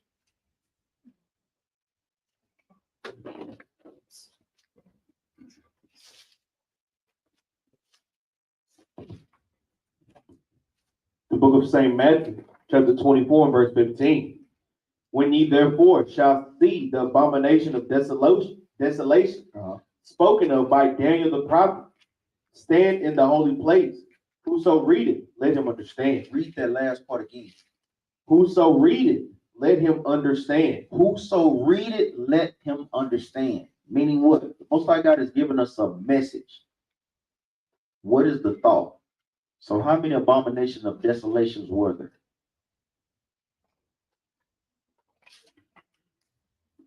Seven. No. How many abominations of desolations were there, Raphael? Who's this been here, man? What's up, man?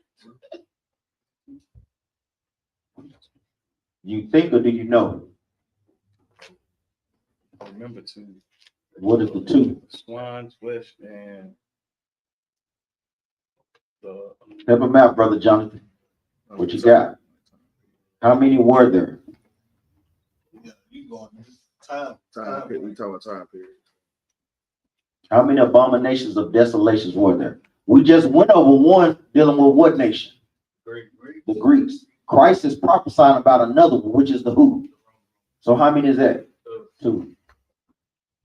Twice that the abomination of desolations came to destroy Jerusalem during the time of the Greeks and during the time of the Romans. That's why Christ is prophesying. Read it again. The book of Matthew, chapter 24, verse 15.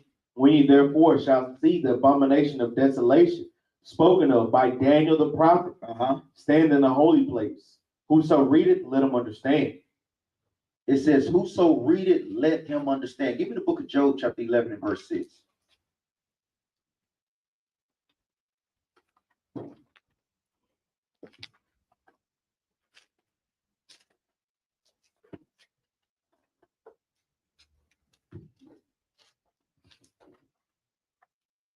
I got another question after another precept. See what brothers.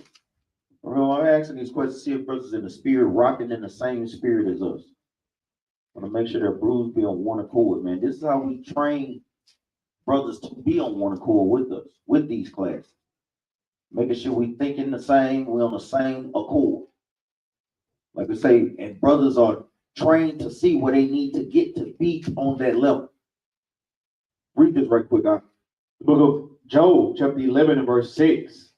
And that he would show the secrets of wisdom. So the Most High God is letting us know it is a secret to the wisdom in this Bible. Let's read what that secret is. Read on. That they are double to that which is. Read it again. That they are double to that which is. The secret to the wisdom of this Bible is that many scriptures in the Bible have what, brothers? Double meanings. Twofold, threefold. That's what we read where Christ was talking about the abomination of desolation. And we read in the book of First Maccabees where they said the abomination of what? Desolation. Because it happened double times. So that's also let you know. Give me 2nd Ezra chapter 5, verse 42. I'm going to read this. I'm going to ask a brother, what is the thought?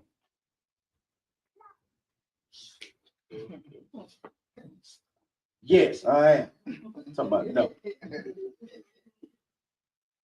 Might ask you. 2nd Ezra chapter 5, 2nd Ezra chapter 5 and verse 42. The book of 2nd Ezra, chapter 5 and verse 42. And he said unto me, I will liken my judgment unto a ring, like as there is no slackness of the last, even so there is no swiftness of the first. So we see that the Most High God's judgment is like a what? Meaning it what? It comes around. It's a circle. It's a circle. Meaning what with the class? Who has the thought? Because the subject matter is what? What did they do in the abomination of desolation? They destroyed the altar. They also destroyed who? So what's the thought? Put it all together. Done.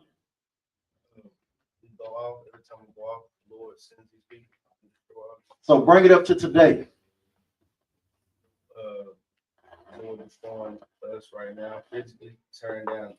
What? Say what we almost The abomination of desolation. That's we Help him out, Rest Stop. That's right. That's right. Oh, forget that brother a hand, man. But it can very well happen again.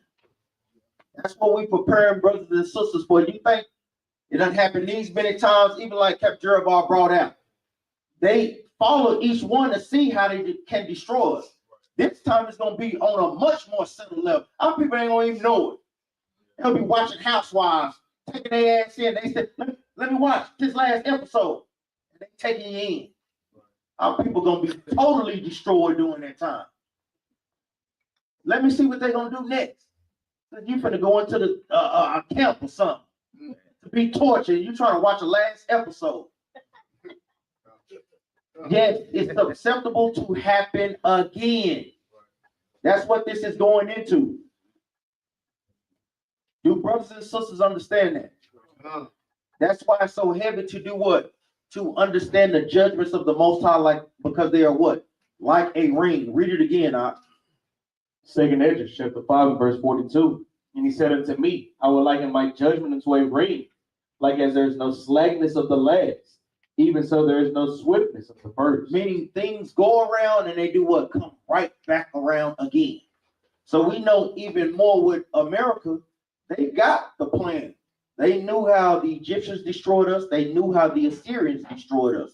They knew how the what? Babylonians destroyed us. They knew how the Persian and Mede destroyed us. They knew how the Greeks destroyed us. They knew how the Romans destroyed us. Now they know how to do what? The ultimate destroying. They know how to do those things because what? They have seen it. I got a question to ask brothers and sisters. How did they get a blueprint? Who they get the blueprint from? Let's see that. From what? From the Egyptians. Why you think that Egypt keep coming up in every captivity? They keep talking about Egypt. They had to have a blueprint on how to destroy us, right? But each captivity just got worse and worse and worse, right? Why do you think the Lord called Egypt the house of bondage, right? I just heard a damn preacher. They kicked me out of damn TikTok the other day for going into this. This fool said that Egypt does not mean house of bondage. Why did literally say that? So we went to the book of Exodus, right? It still said, hey, you bring confusion to my page. Yes. By reading the scripture. That's crazy. I said, brother, just read verse 2. Exodus 20, just read verse 2. I don't want to read it. You can read it, man. Look, I said, damn, someone on my phone? I said, damn, I ain't even go hard today. Yeah. Say a little light work. So a little light. A little razzle down. Because guess what? The Lord put it into them. Guess what? They got to have some kind of blueprint on how to put us in captivity. If they did not know how, them as a nation of people, they don't have enough understanding to put us in captivity. We'll kill everything in front of us. No nation can stand in front of us. There has to be the Most High God to give them that in order to keep us in captivity, to keep us in bondage. That's the only way. No nation can put us in bondage. You think a nation, just think about this. You can be in a room full of Edomites. Guess what? I know how some brothers mind think. He said, "I will be everybody in this club." Right? I know. I'm honestly, because I heard brothers say, I never thought like that, but some brothers do think like that. Like, wow, will everybody in this club? Right? But that's the nature of the Israelites, right? They got to have the blueprint. Go ahead, Hey, that's crazy because I was looking at a video the other day. Y'all seen that video where the Jake was at the pool? Oh yeah, like I seen that. And he went in, he went lamb on every one of them. Man. I'm talking about one of the Edomites got dropped like 3 times. He kept getting up. Just to bring it up, I brought the blueprint is in here too. Where I brought the precept up last week. What's a heavy blueprint for them to understand how to? I'll pray. That's right. In the spirit. Jude 5:20. As long as they keep us out of order, as long as we out here still celebrating Christmases and birthdays and Thanksgiving, then they know we got them. We got them. That's the blueprint. We got them. We gonna throw that Christmas in their face heavy. We gonna throw that Black Friday on them heavy. Yeah, Black Friday gonna have a TV that's gonna go burn your eyes. You just never know, man. No, we love about the TV. We the TV in this buying this nation. I ever seen them on TV. Hell, even we bought them. Damn it. Damn it. Gotcha. Damn it. But now for real, but that's exactly what I'm going to. That's the blueprint they have even in the park. That's why they took it out. Let's get a precept. Go to Ecclesiastes chapter 3 and verse 10. All right.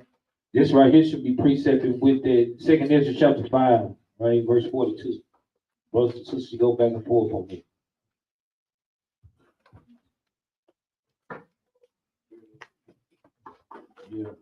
Ecclesiastes 3 and 10 should be precepted with 2nd Ezra chapter 5, verse 42.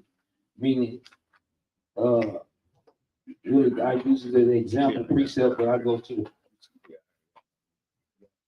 But when you get to, I can read it. The book of Ecclesiastes, chapter 3 and verse 10. I have seen the travail which God hath given to the sons of men. What was the travail that the Lord gave to the son of men? Judgment. Right? Read it. To be exercised in it. So guess what? The Lord said these things, that's why he says like the ring. What do you do with a hamster when you put it in the ring? That little wheel running. It makes you do what? Exercise it. And that's what the Lord did us in captivity. He made us exercise in every captivity. How do we exercise? Taxes, work. What else, brothers? Religion, hardships. These things being exercised in us daily. Right? Go ahead. Huh?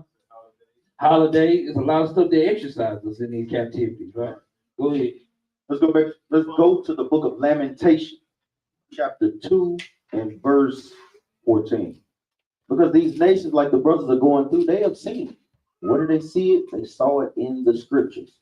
Why Esau pays archaeologists millions upon millions of dollars to research these things. Sites that we can no longer see. Sites that uncover Sennacherib's chest, where his emblem was found, his conduit that they built under the Temple Mount to be able to have water flowing through freely.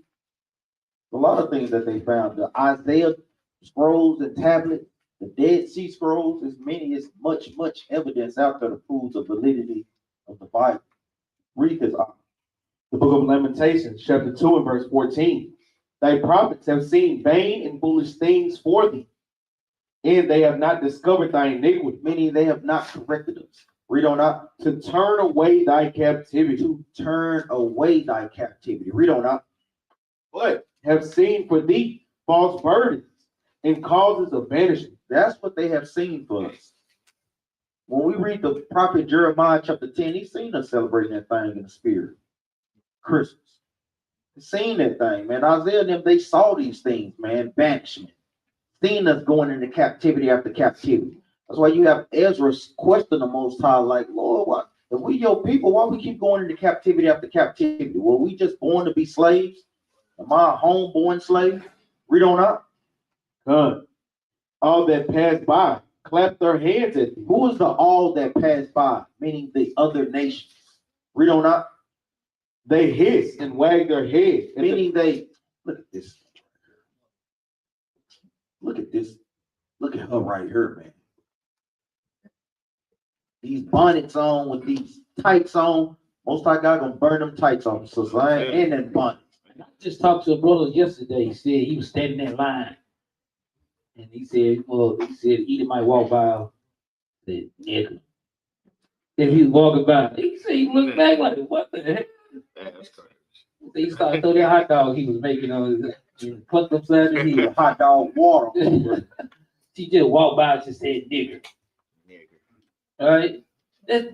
They hiss at us, man. Right. Like the scripture said, man, they gonna look down at us. They don't think that you equal, because a lot of times that's what we do. That's right. We think we equal with them. Right.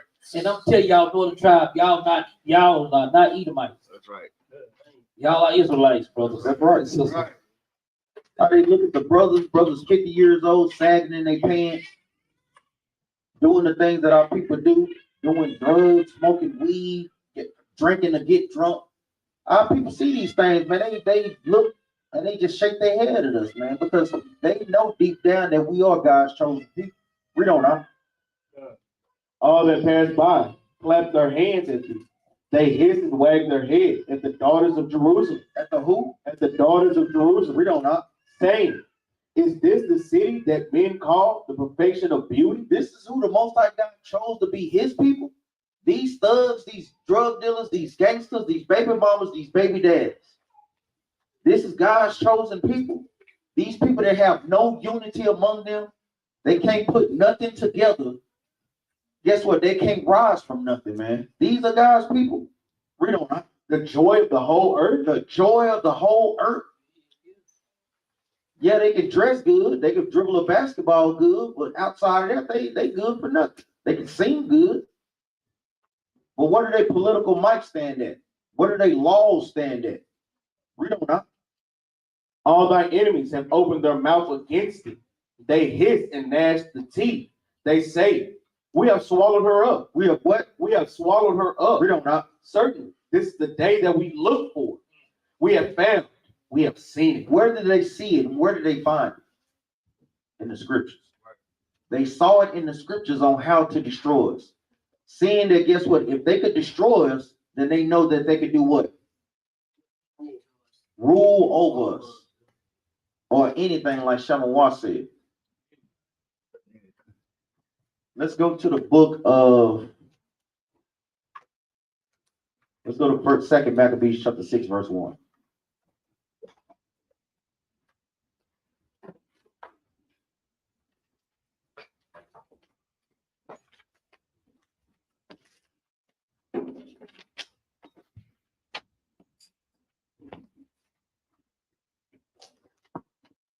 Don't let me down, Brother John. How many abominations of desolations were there? Who is the first? And what did they do? Sacrifice swine's flesh. Who was the second?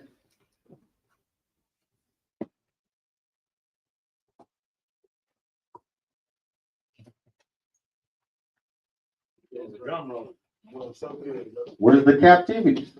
You have to remember the captivity. Who come after the Greeks? So who was the second abomination of desolation? The Romans. Want to make sure that we home in that point. Home in that point. Because brothers just read this, la la la la la. One piece of the night. Nigga, did you understand the class? Because brothers be certainly trying to teach it and breaking it down totally wrong. You're gonna look like a fool. That's the point, man. Because these things are heavy. Because if we don't understand these things, we'll be what? Bound to repeat these things. Most High God always does what? Gives us a way out. Most High God, before things happen, he tell us something so we know how to move in that time, man. The Most High God is not gonna leave us out there, man. Go to the book of 2nd Maccabees, chapter 6, verse 1.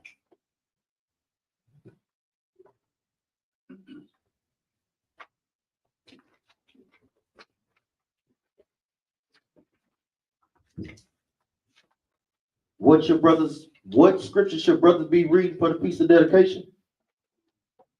1st and 2nd Maccabees, understanding their history. But I'm gonna tell y'all, man, brothers gotta get into their history because we are the main characters in history. What y'all don't want to know about what y'all possibly could have done, because you never know. Brothers could have been those brothers in the spirit, man. You literally reading about your forefathers, foremothers, uncles, aunties, and what they did in history. Read this, The book of 2nd Maccabees, chapter 6 and verse 1. Not long after this, the king sent an old man of Athens to compel the Jews to depart from the laws of their fathers and not to live after the laws of God. Because we have that today. Who are these men today that do this? Any show of hands? Show of hands, who are the men that do it today? What you got, Restop? That's right. Weak A pastors. Let's say it like that. Weekend pastors. No, these brothers gonna say it. Read verse 1. Let me hear read the scripture before they start bringing it out some more. Read verse 1 again, because they do piss you off, man. I ain't gonna lie. Read verse 1 again. Not long after this, the king sent an old man of Athens to compel the Jews to depart from the laws of their fathers, and not to live after the laws of God. I'm gonna see if brothers caught what they said. Read that part again. Read that first part again. Not long after this, the king sent an old man of Athens to compel the Jews to depart from the laws of their fathers. Did y'all catch that? What did y'all catch? What y'all catch? Sent an old man. Sent that old That's right, man. old man. Meaning what? Just like them Al Sharpton, they sent out. No, meaning what? Just don't go too long. Meaning what? They sent an old man to let them know to go persuade the other people. This is going too long. Yeah. But you're on the right point. But You go on to the right point. what's the point of the old man? One that has a reputation. That has a That's right. reputation or respected. That's right. You see that they have that. That's the point of it. They didn't see it. Just that's why you know they calculated right. Even right now they got the same calculations. They not gonna send somebody that don't know something. They gonna send somebody that's respected that knows something, right? They not gonna send. Guess what? Why you think they can sway a whole congregation to let Edomite see? Something's going on. That's right. And that's a great point too. An old man too, why? Because he wasn't stuck in his ways. He was in that time. Other wicked ways. Judas Maccabees and they younger coming trying to change the narrative, right? The younger men with the older men, they stuck in their ways. The same thing how the Most High what? Killed off the older men in the wilderness. Read verse 1 again. Not long after this, the king sent an old man of Athens to compel the Jews to depart from the laws of their fathers and not to live after the laws of God, and to pollute also the temple in Jerusalem, and to call it the temple of Jupiter. What is another name for Jupiter? What is the Greek way of saying Jupiter? Any brother know? Zeus. Make sure y'all write that down. Zeus is the Greek way of saying Jupiter.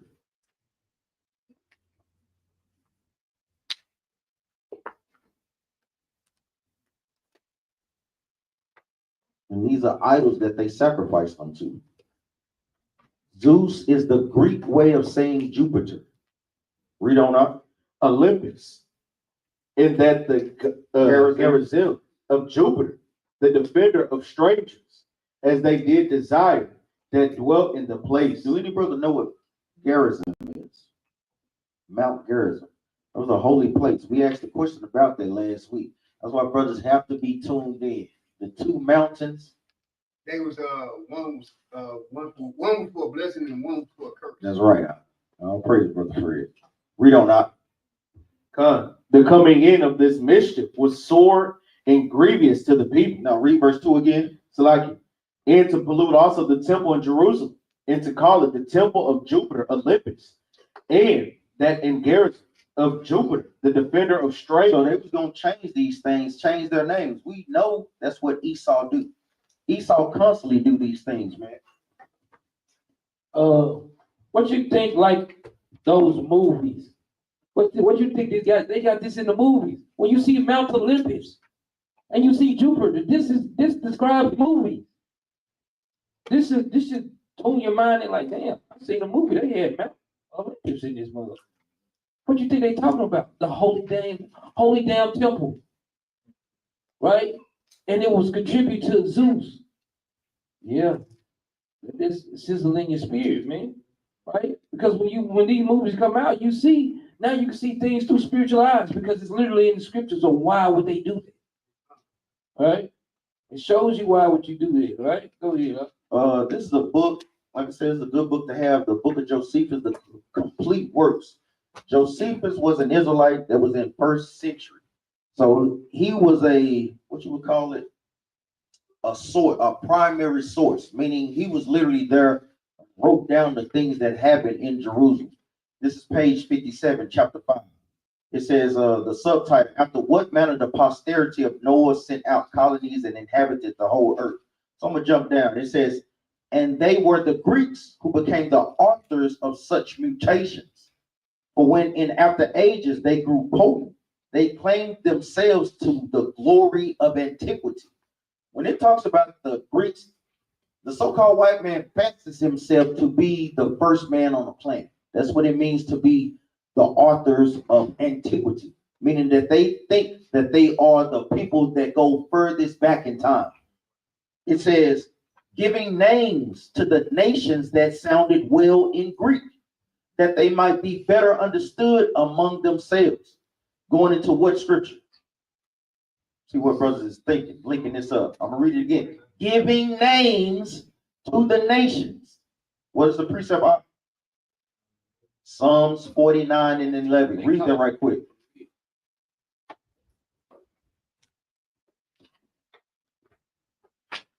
The book of Psalms, chapter 49 and verse 11. Their inward thought is that their houses shall continue forever. So they think that. They think that their houses will continue for forever, that they're going to rule for forever. Read on. In their dwelling places to all generations. They call their land. Read it again. They call their land. Read it one more time. They call their land. Read on. After their own name. So they call their lands after their own name. So I'm going to read it again. Giving names to the nations that sounded well in Greek, that they might be better understood among themselves. and setting agreeable forms of government over them, as they were a people derived from themselves. So they did this constantly in history. That's what we're reading about in the book of 2 Maccabees, chapter 6, doing the same thing. So we identify who these people are today. That's why they no longer call us what? Judah. They call us what? African Americans. They no longer call us Mexican Americans. They Issachar call us what? Mexican Americans. Or Native Americans instead of the tribe of Gad. Read verse 2 again. 2 Maccabees chapter 6 and verse 2. And to pollute also the temple in Jerusalem, and to call it the temple of Jupiter Olympus, and that in Gazarim, garrison of Jupiter, the defender of strangers, and they did desire that dwelt in the place. So they renamed what the Most High God had already named. Read on up. The coming in of this mischief was sore and grievous to the people. Read on. For the temple was filled with riot and reveling by the Gentiles. And it was partying up in our temples, man. Read on up. Who dallied with harlots and had to do with women. With dallied with harlots, meaning what y'all could just assume what they doing. They're having sex in the temple, defiling it. Matter of copulation, seed of copulation everywhere, man. Crazy. Read on up. It had to do with women within the circuit of the holy places. And besides that, brought in things that were not lawful. And they brought in things that were not lawful. Give me Proverbs chapter 15, verse 8. We're coming back to 2 Maccabees.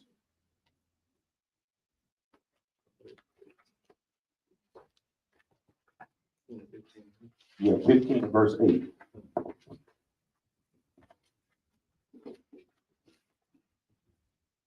The book of Proverbs, chapter 15 and verse 8. The sacrifice of the wicked is an abomination to the Lord. Read it again. Proverbs chapter 15 and verse 8. The sacrifice of the wicked is an abomination to the Lord. So the sacrifices of the wicked is an abomination to the Most High. So when we're seeing these damn devils and the wicked of our people doing this and profaning our temple, man, that's wickedness to the Most High. Now today, what? Our bodies are a living sacrifice, man. Let's get that in the book of 1 Peter 2 and 5. Our bodies are a living sacrifice. So guess what? We can profane our bodies. Guess what? Not taking on the sister to marry, committing adultery, committing fornication. Sisters whoring themselves out. Yeah, 1 Peter chapter 2, verse 5. We can do this on a physical scale and on a spiritual scale. Remember, these things are double to that which is. The book of 1 Peter, chapter 2 and verse 5. Ye also as lively stones are built upon a spiritual house. Unholy priesthood. A what? Unholy priesthood. We have to understand that we are a holy priesthood, meaning separate from all other nations and all other things. Read on. To offer up spiritual sacrifice. Read it again. To offer up spiritual sacrifice. That's what we're doing in these times today. We're offering up spiritual sacrifices, brothers and sisters, man. By what? By us striving to keep the commandments of the Most High. By us what? Preparing to keep the Feast of Dedication in the spirit of the Most High. Rebuking Christmas. Read on. Acceptable to Yahweh by Hamashiach. And we got to make sure that these things are acceptable to the Most High by his son Yahweh. We have to do this, brothers and sisters, or else you're doing it for nothing. Let's go back to the book of 2 Maccabees. Chapter 6 and verse 5.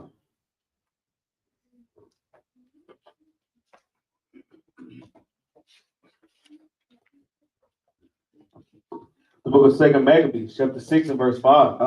The altar also was filled with profane things, which the law forbid. Like how we read in the book of 1 Maccabees, chapter 1 and verse 47. Going into what, brothers? Y'all saying it like y'all ain't sure. Say it again. Swine and unclean beasts that they were sacrificing on the altar. Read on.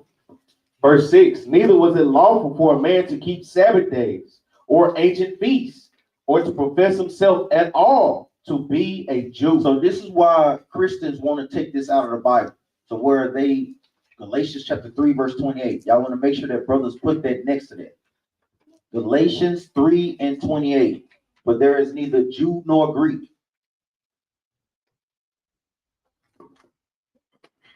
Read on up. Neither was it lawful for a man to keep Sabbath days or ancient feasts, or to profess himself at all to be a Jew. So we couldn't even call ourselves Jews. We couldn't call ourselves Israelites.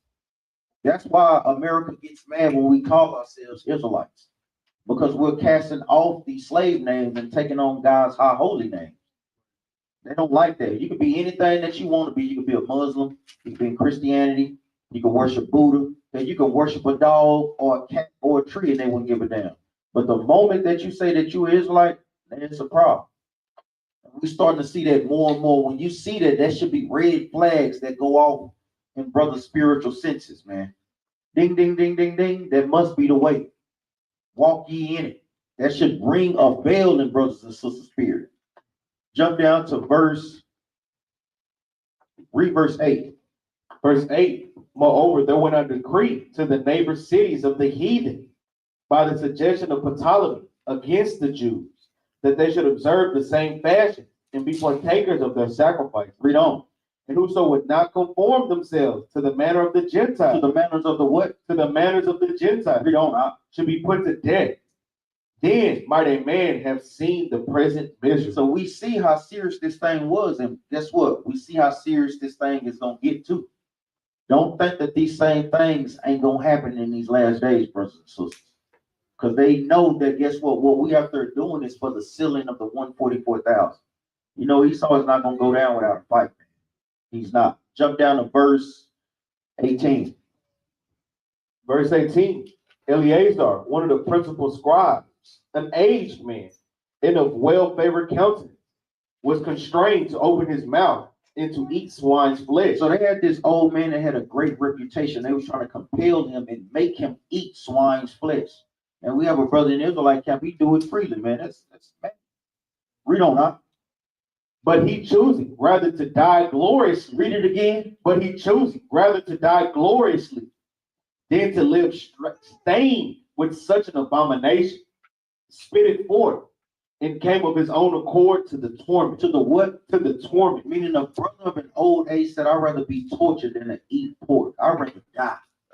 And this is the spirit that brothers and sisters got to have, man. I'd rather die than keep Christmas. I'd rather die to keep Thanksgiving. I'd rather die to celebrate these wicked high holy days. Because we know that the Most High God has the power to do what? Raise us back up, man. We know that the Most High God has the power because what? We have seen it. We read it in the scriptures. And more importantly, we got what? Faith in the scriptures. Read on now. Verse 20, as it behooved them to come that are resolute to stand out against such things as are not lawful for love of life to be tasted. Read on. But they that had the charge of that wicked feast, for old acquaintance they had with the man, taking him aside. So the wicked feast, do y'all know what the wicked feast that they was celebrating? Bacchus, that's right. Read on. Besought him. Bacchus in verse, when you read up, you said who? Verse 21 from the top. But they that had the charge of that wicked feast, for the old acquaintance they had with the man, taking him aside, besought him to bring flesh of his own provisions, such as was lawful for him to use, and make as if he did eat of the flesh taken from the sacrifice commanded by the king. So did y'all understand that spiel? They tried to get the old man to what? Eat the food that they thought that was lawful for him to feel like it was swine flesh. That's right. They tried to get him to act like he was eating pork, because even like brothers was bringing out, they see a man of a good report. If they see him do it, then what? Everybody else is gonna fall in line. That's why brothers got to hold, even like Capt was saying, brothers are leaders in here. Don't think for 1 second if they don't see one of the brothers that's wearing fringes do something that other people ain't gonna do it. If they see you give in, that spirit of, guess what, start to fester amongst brothers and sisters, man. That's why he had laws. And if a brother was in fear, go back home. Because you don't want that fear. Brothers ain't ready to go to camp, go home. Go home, get your spirit built up until you're ready to go out there and hit the streets, man. That's why we have a proving process, man. Read on up.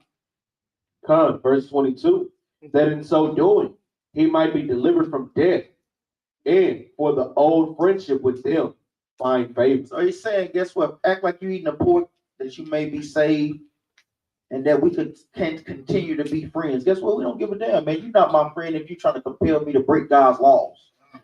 Y'all think that's what they do when they got these entertainers and actors and all this. Guess what? Why you think they tell what they say? They ask they ask young Jeezy, would you let your son go out there and do all the stuff you rap about? He said, no, my son graduated from college. They asked Cardi B, she said she don't cook and clean. Guess what? I said took a video of her doing what? But they compel our people to do those things, right? Why you think they tell everybody to sell drugs and shoot every nigga? And I wish a nigga would, and they don't even think like that at all. Right. They don't even practice that lifestyle. Guess what? I heard how T.I. turned around. He rap about drugs and all that, but guess what? He can tell you how to break down property and how to save money. He knows how to do all of those things, right? They bought something that they said T.I. did something for the community in Atlanta, and they just use his name, and he don't own none of it. They just use his name. Right? That's why this is the type of thing that they got a game plan. This is what Ark is going. They got a game plan to try to make niggas do something. Yeah, Beyonce saying what? All the single ladies, but she married with kids. Right.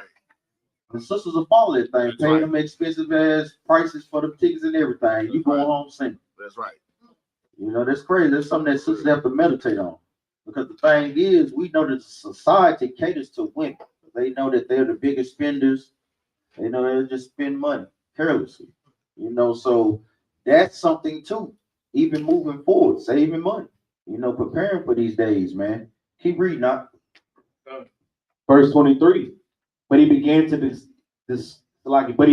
consider discreetly, and as became his age, in the excellency of his ancient years. So he started to meditate on these things, man. He considered his years. He's an old man, considering his reputation.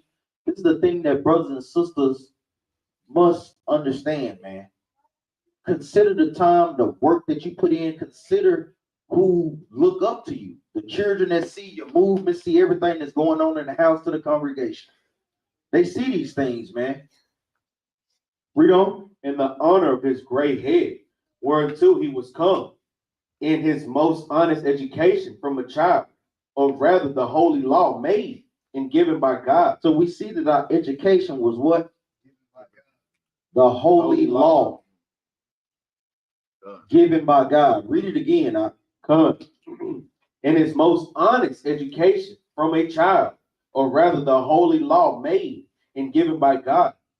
Therefore he answered accordingly, and willed them straightways to send him to the grave. Hey, kill me right now, because I'll be damned if I risk my reputation, my old age, and my love of the Most High to act like I'm gonna eat pork.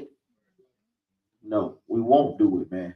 Read on out. For it becometh not our age, said he, in any wise to dissemble, whereby many young persons might think that Eleazar, being 80 years old and 10. Hold up. What number is that? Any brother raise your hand. How old was he? Raise your hand. Well, go ahead, get 90 years old. Read on. We're now gone to a strange religion. And so they, through mind hypocrisy and desire to live a little time, in a moment longer, should be deceived by me. Read on. And I get a stain to mine old age. And read that again. And I get a stain to my old age and make it abominable. So we see the things that we can do can get us what? A stain to your old age, man, and your name. That's why we have Proverbs, 22:1. A good name is rather to be chosen than riches, man. Brothers and sisters must maintain a good name, not just for yourself, but more importantly to the Most High, man. To not make yourself abominable with these unclean things that Esau try to push and desensitize us to, man. Read on now. Verse 26, for though for the present time I should be delivered from the punishment of men, Yet should I not escape the hand of the Almighty, neither alive nor dead. Read verse 26 again. For though for the present time I should be delivered from the punishment of men. For though we deliver from the punishment of men, and how long can that last, man? Think about it, man. That time is nothing in comparison to living forever in the kingdom. That's right. It's not an even balance. Read on up.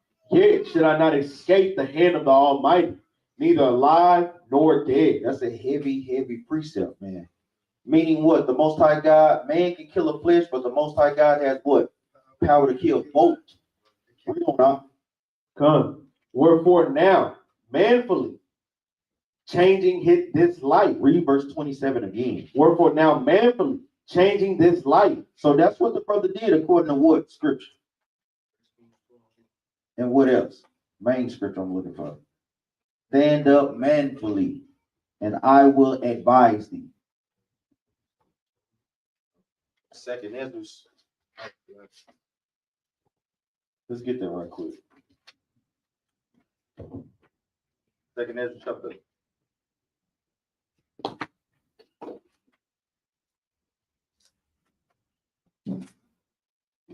Second Ezra chapter 10 and verse 33.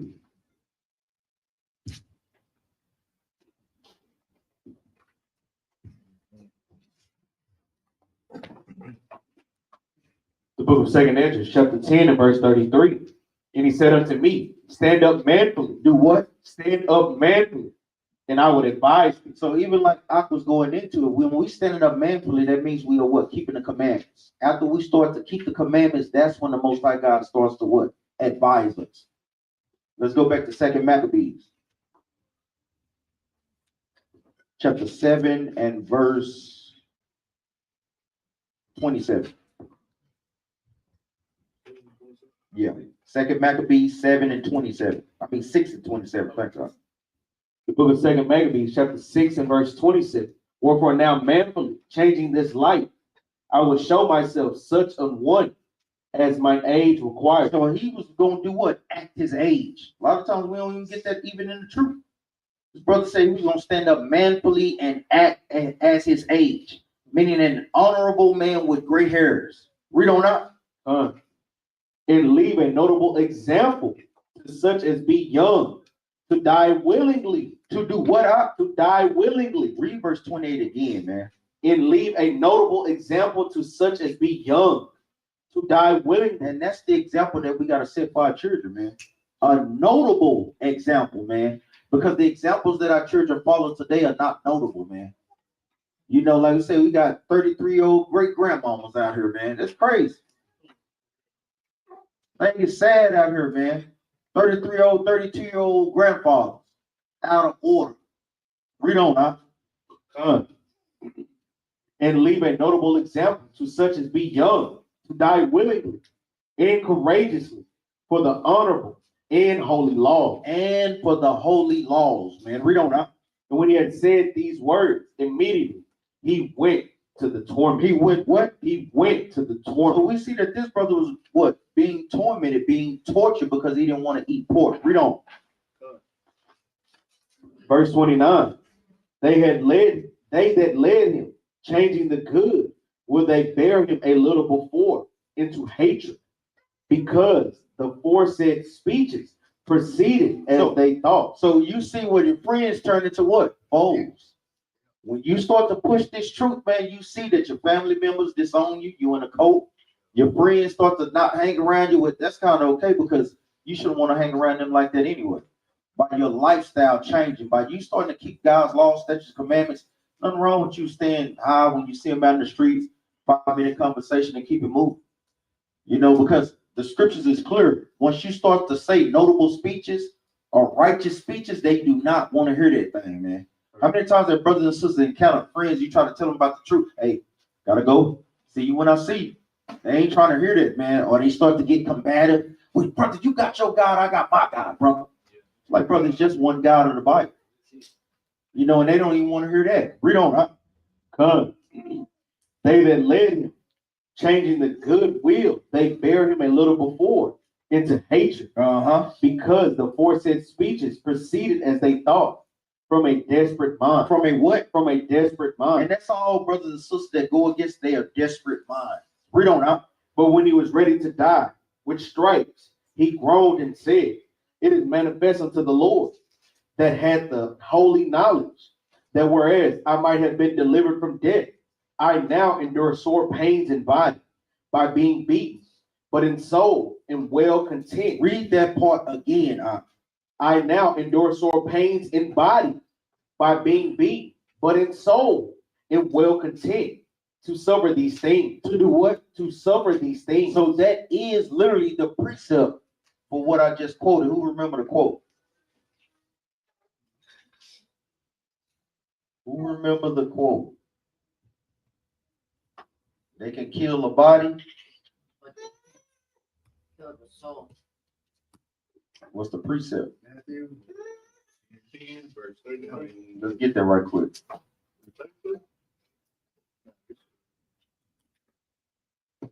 $18.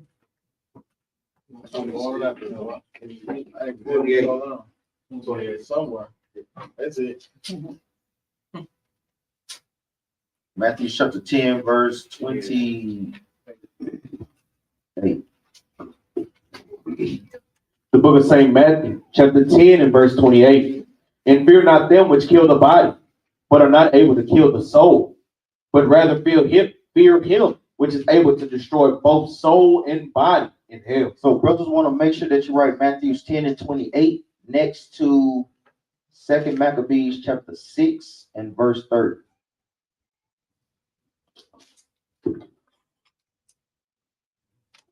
Like we always say, what y'all think the captain's gonna write that thing down? Rules, write down precepts. Let's go back to the book of 2 Maccabees chapter 6 verse 30.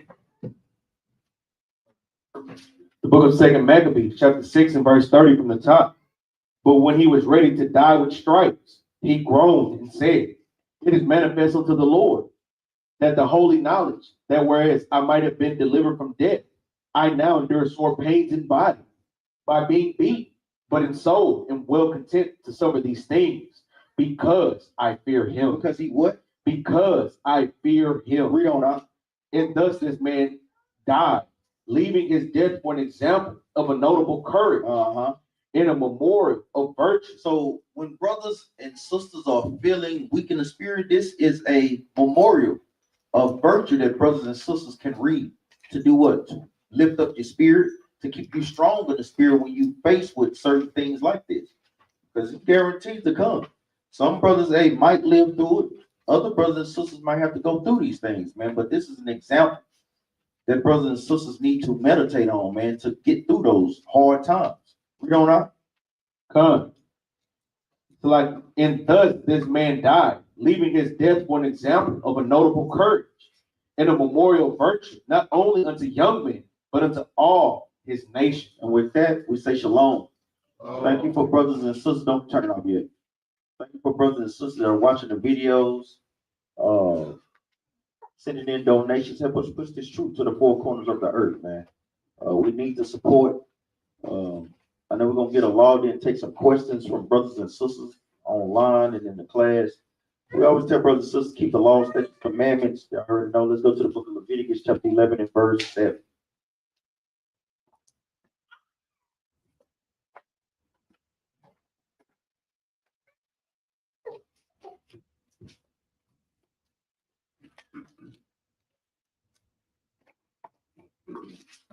The book of Leviticus, chapter 11 and verse 7. And the swine, though he divide the hoof, and be cloven-footed, yet he cheweth not the cud. He is unclean to you. He is what? He is unclean to you. He is unclean unto us, man. Read on. Of their flesh shall you not eat, and their carcass shall you not touch. So we can't even touch it. We bet not eat it. Give me another one. Give me Leviticus chapter 27 and verse 11.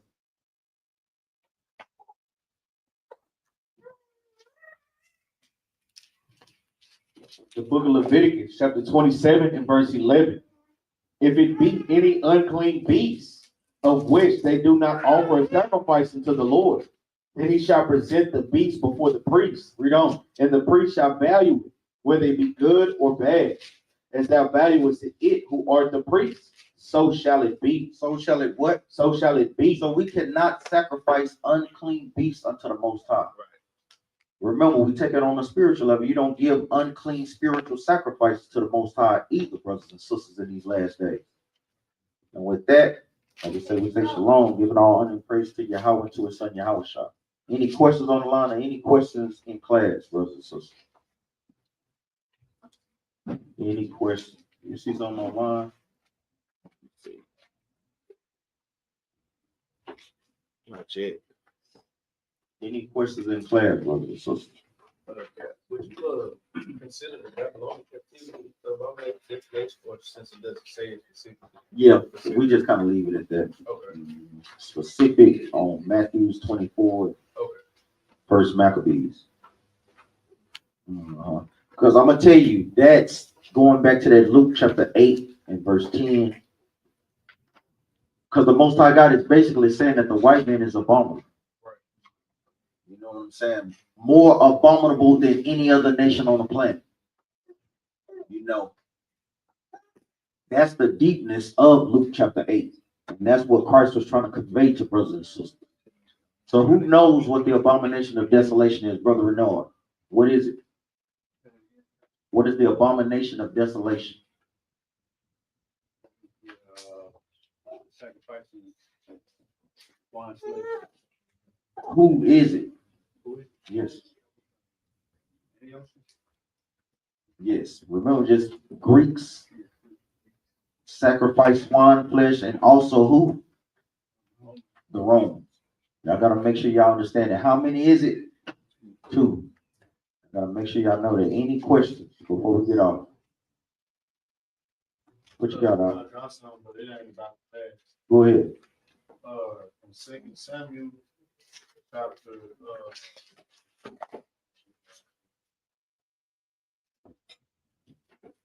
chapter 12, and verse number 25. Is that Solomon's second name or like nickname? Yes, Jedediah.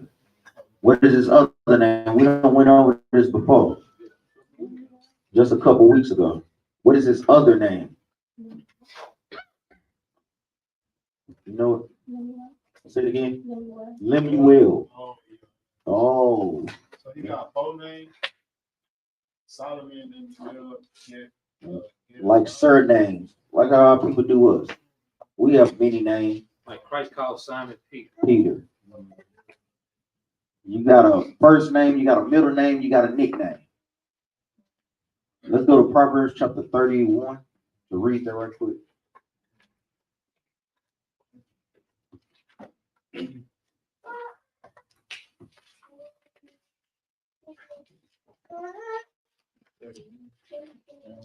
Yeah. Because who wrote the book of Proverbs? Solomon. Read this right quick out. Yeah. The book of Proverbs, chapter 31 and verse 1.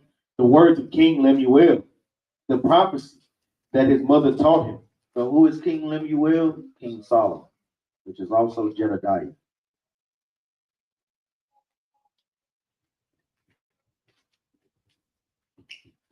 Any other questions before we get out? Go ahead, sir. Get Sister Genesis right quick. Go ahead, sis. This is a apocrypha, First Maccabees. Mhm. I mean, Second Maccabees, chapter 1, verse 9 and verse 18. So at this particular time, did they keep the Feast of Tabernacles and the Feast of Dedication? Yeah, read that right quick.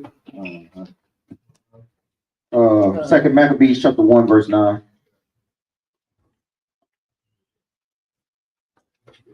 The book of Second Maccabees, chapter 1 and verse 9.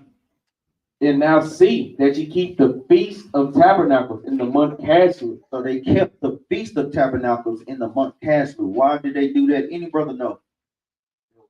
That's right. They was on the run. You know, so they had to keep it that way. Jump over to verse 18. Verse 18.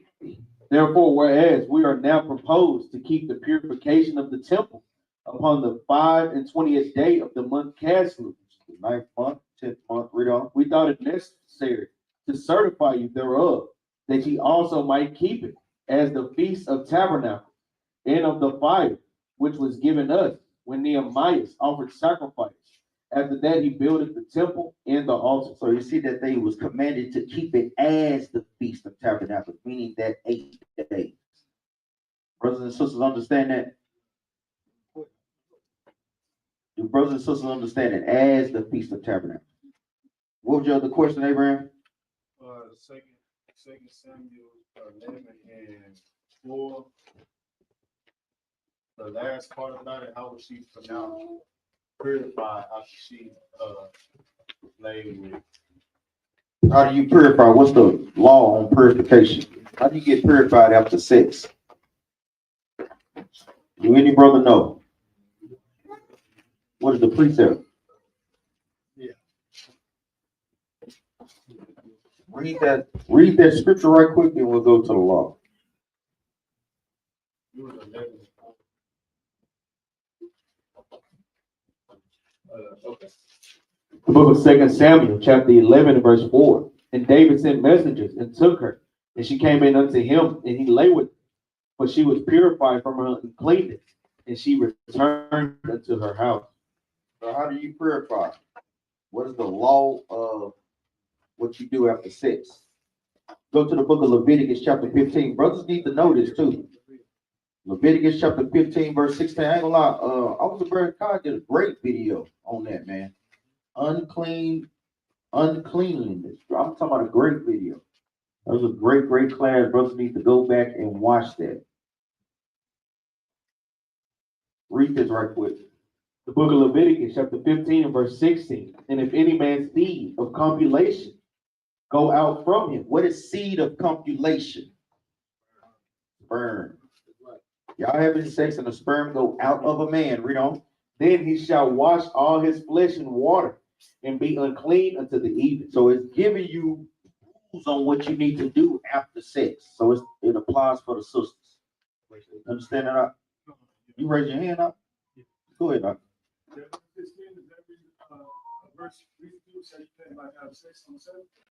Well, they say that, but it's no law to say that. Being unclean doesn't mean that you're in sin. You understand that? Because we get that a lot of times. Prime example that we use is when an unclean woman touched the hem of Christ's garment. So we know that Christ was a man without sin. So if that was the case, if being unclean makes you sin, then Christ would have been in sin. You know.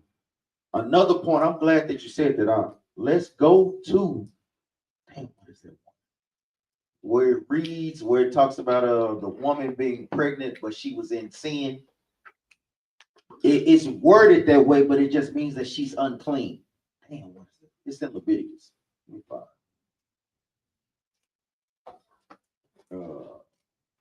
15, 12. Let's see.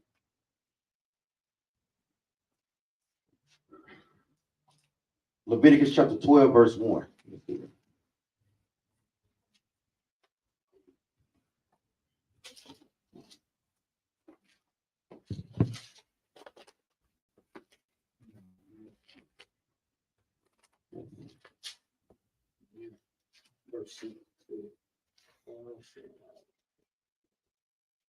Read verse 1, then we'll jump down.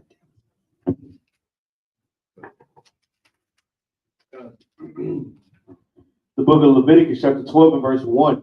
And the Lord spake unto Moses, saying, Speak unto the children of Israel, saying, If a woman have conceived seed and born a man child, then she shall be unclean 7 days, according to the days of the separation for her infirmity. Right, she shall be unclean. Read on. And in the 8th day, the flesh of his foreskin shall be circumcised. This is our custom. There, on the what day that a man should be, that the boy should be circumcised? All right, read. Oh, verse 4. And she shall then continue in the blood of her purifying 3 and 30 days. So how long? 3 and 30 days, 33 days. So how long total for the boy? 40 days. 7, then 3 and 30 days. Right? She shall select Go ahead. She shall touch no hallowed thing, Uh-huh. nor come into the sanctuary until the days of her purifying be fulfilled. Verse 5. But if She bear a maid child, So it means, what's a maid child? A girl. Read. then she shall be unclean 2 weeks, as in her separation, and she shall continue in the blood of her purifying 66 days. So how long is that? Let's see. It says if she shall bear a maid child, she shall be unclean for 2 weeks. And as in the separation, she shall continue in the blood of her purification 66 days. How long is this? 66 days. Listen to what it's saying. It said, continue 80 what? 86. Yes. Read verse 25 again. But if she bear a maid child, then she shall be unclean 2 weeks, That's 2 weeks, 14 days, 14 days. as in her separation. That's 80. Okay. That's 80. Yep, I was wrong. So for the men is what? 40, and for the women is what? 80. Shalaki. You got it. Yeah, you was right. Verse 6. Yeah, verse 6. Verse 6. And when the days of her purifying are fulfilled for a son or for a daughter, she shall bring a lamb of the first year for a burnt offering, and a young pigeon or a turtle dove for a sin offering unto the door of the tabernacle of the congregation of the priest. The point that we harping on is what? For a sin offering. But is having a baby a sin? No, it's not a sin. So you have to understand and remember Proverbs 4:7, with all thy getting, get a good understanding. Just going in referencing her being unclean. Go ahead. That being born in sin. Is that why the show happens? Now, to a degree, I understand what you're saying. You know, that's a good point. You know what we have to offer. Yeah.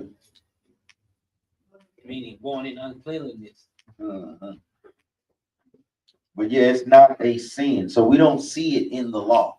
You know, we know certain brothers, and I went over there. I know brothers, we always go over those things to kind of dot our I's and cross our T's, but you don't see nowhere specifically where it says thou shalt not. So we know where there is no law, there is no sin.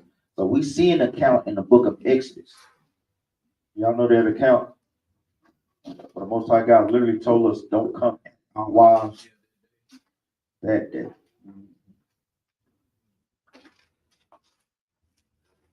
Exodus 19 and 15. Read that out. I knew it was someone. The book of Exodus, chapter 19 and verse 15. And he said unto the people, be ready against the third day. Come not at your wives. So we specifically see the Most High God giving us the command not to come at our wives, meaning to have sex with them on that third day, specifically because he was going to come down and deal with us. So we had to be tip-top shape. And no uncleanness. That's right. Any other questions out there? But Officer Keenan, what question did you have? Huh? You better start writing that thing down.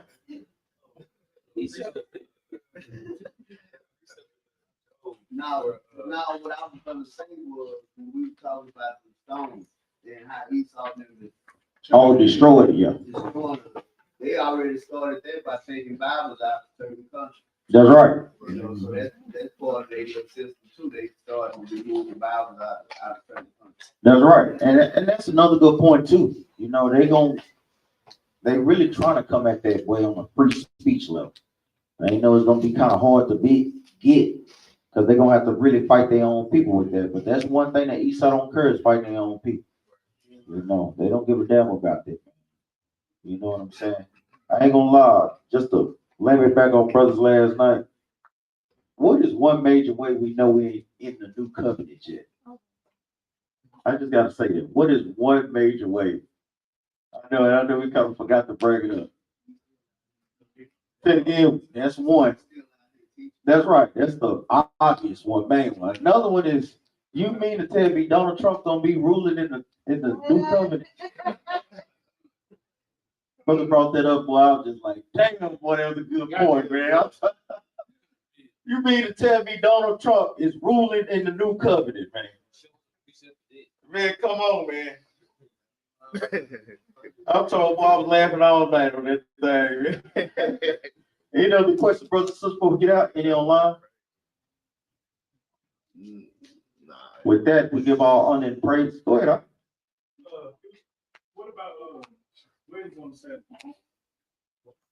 Wedding. Well, yeah, we wouldn't because that day is set aside for the Lord. You know what I'm saying? What is that one? I just literally, let's go to the book of Exodus, chapter 20. Yeah, we read it. Or any.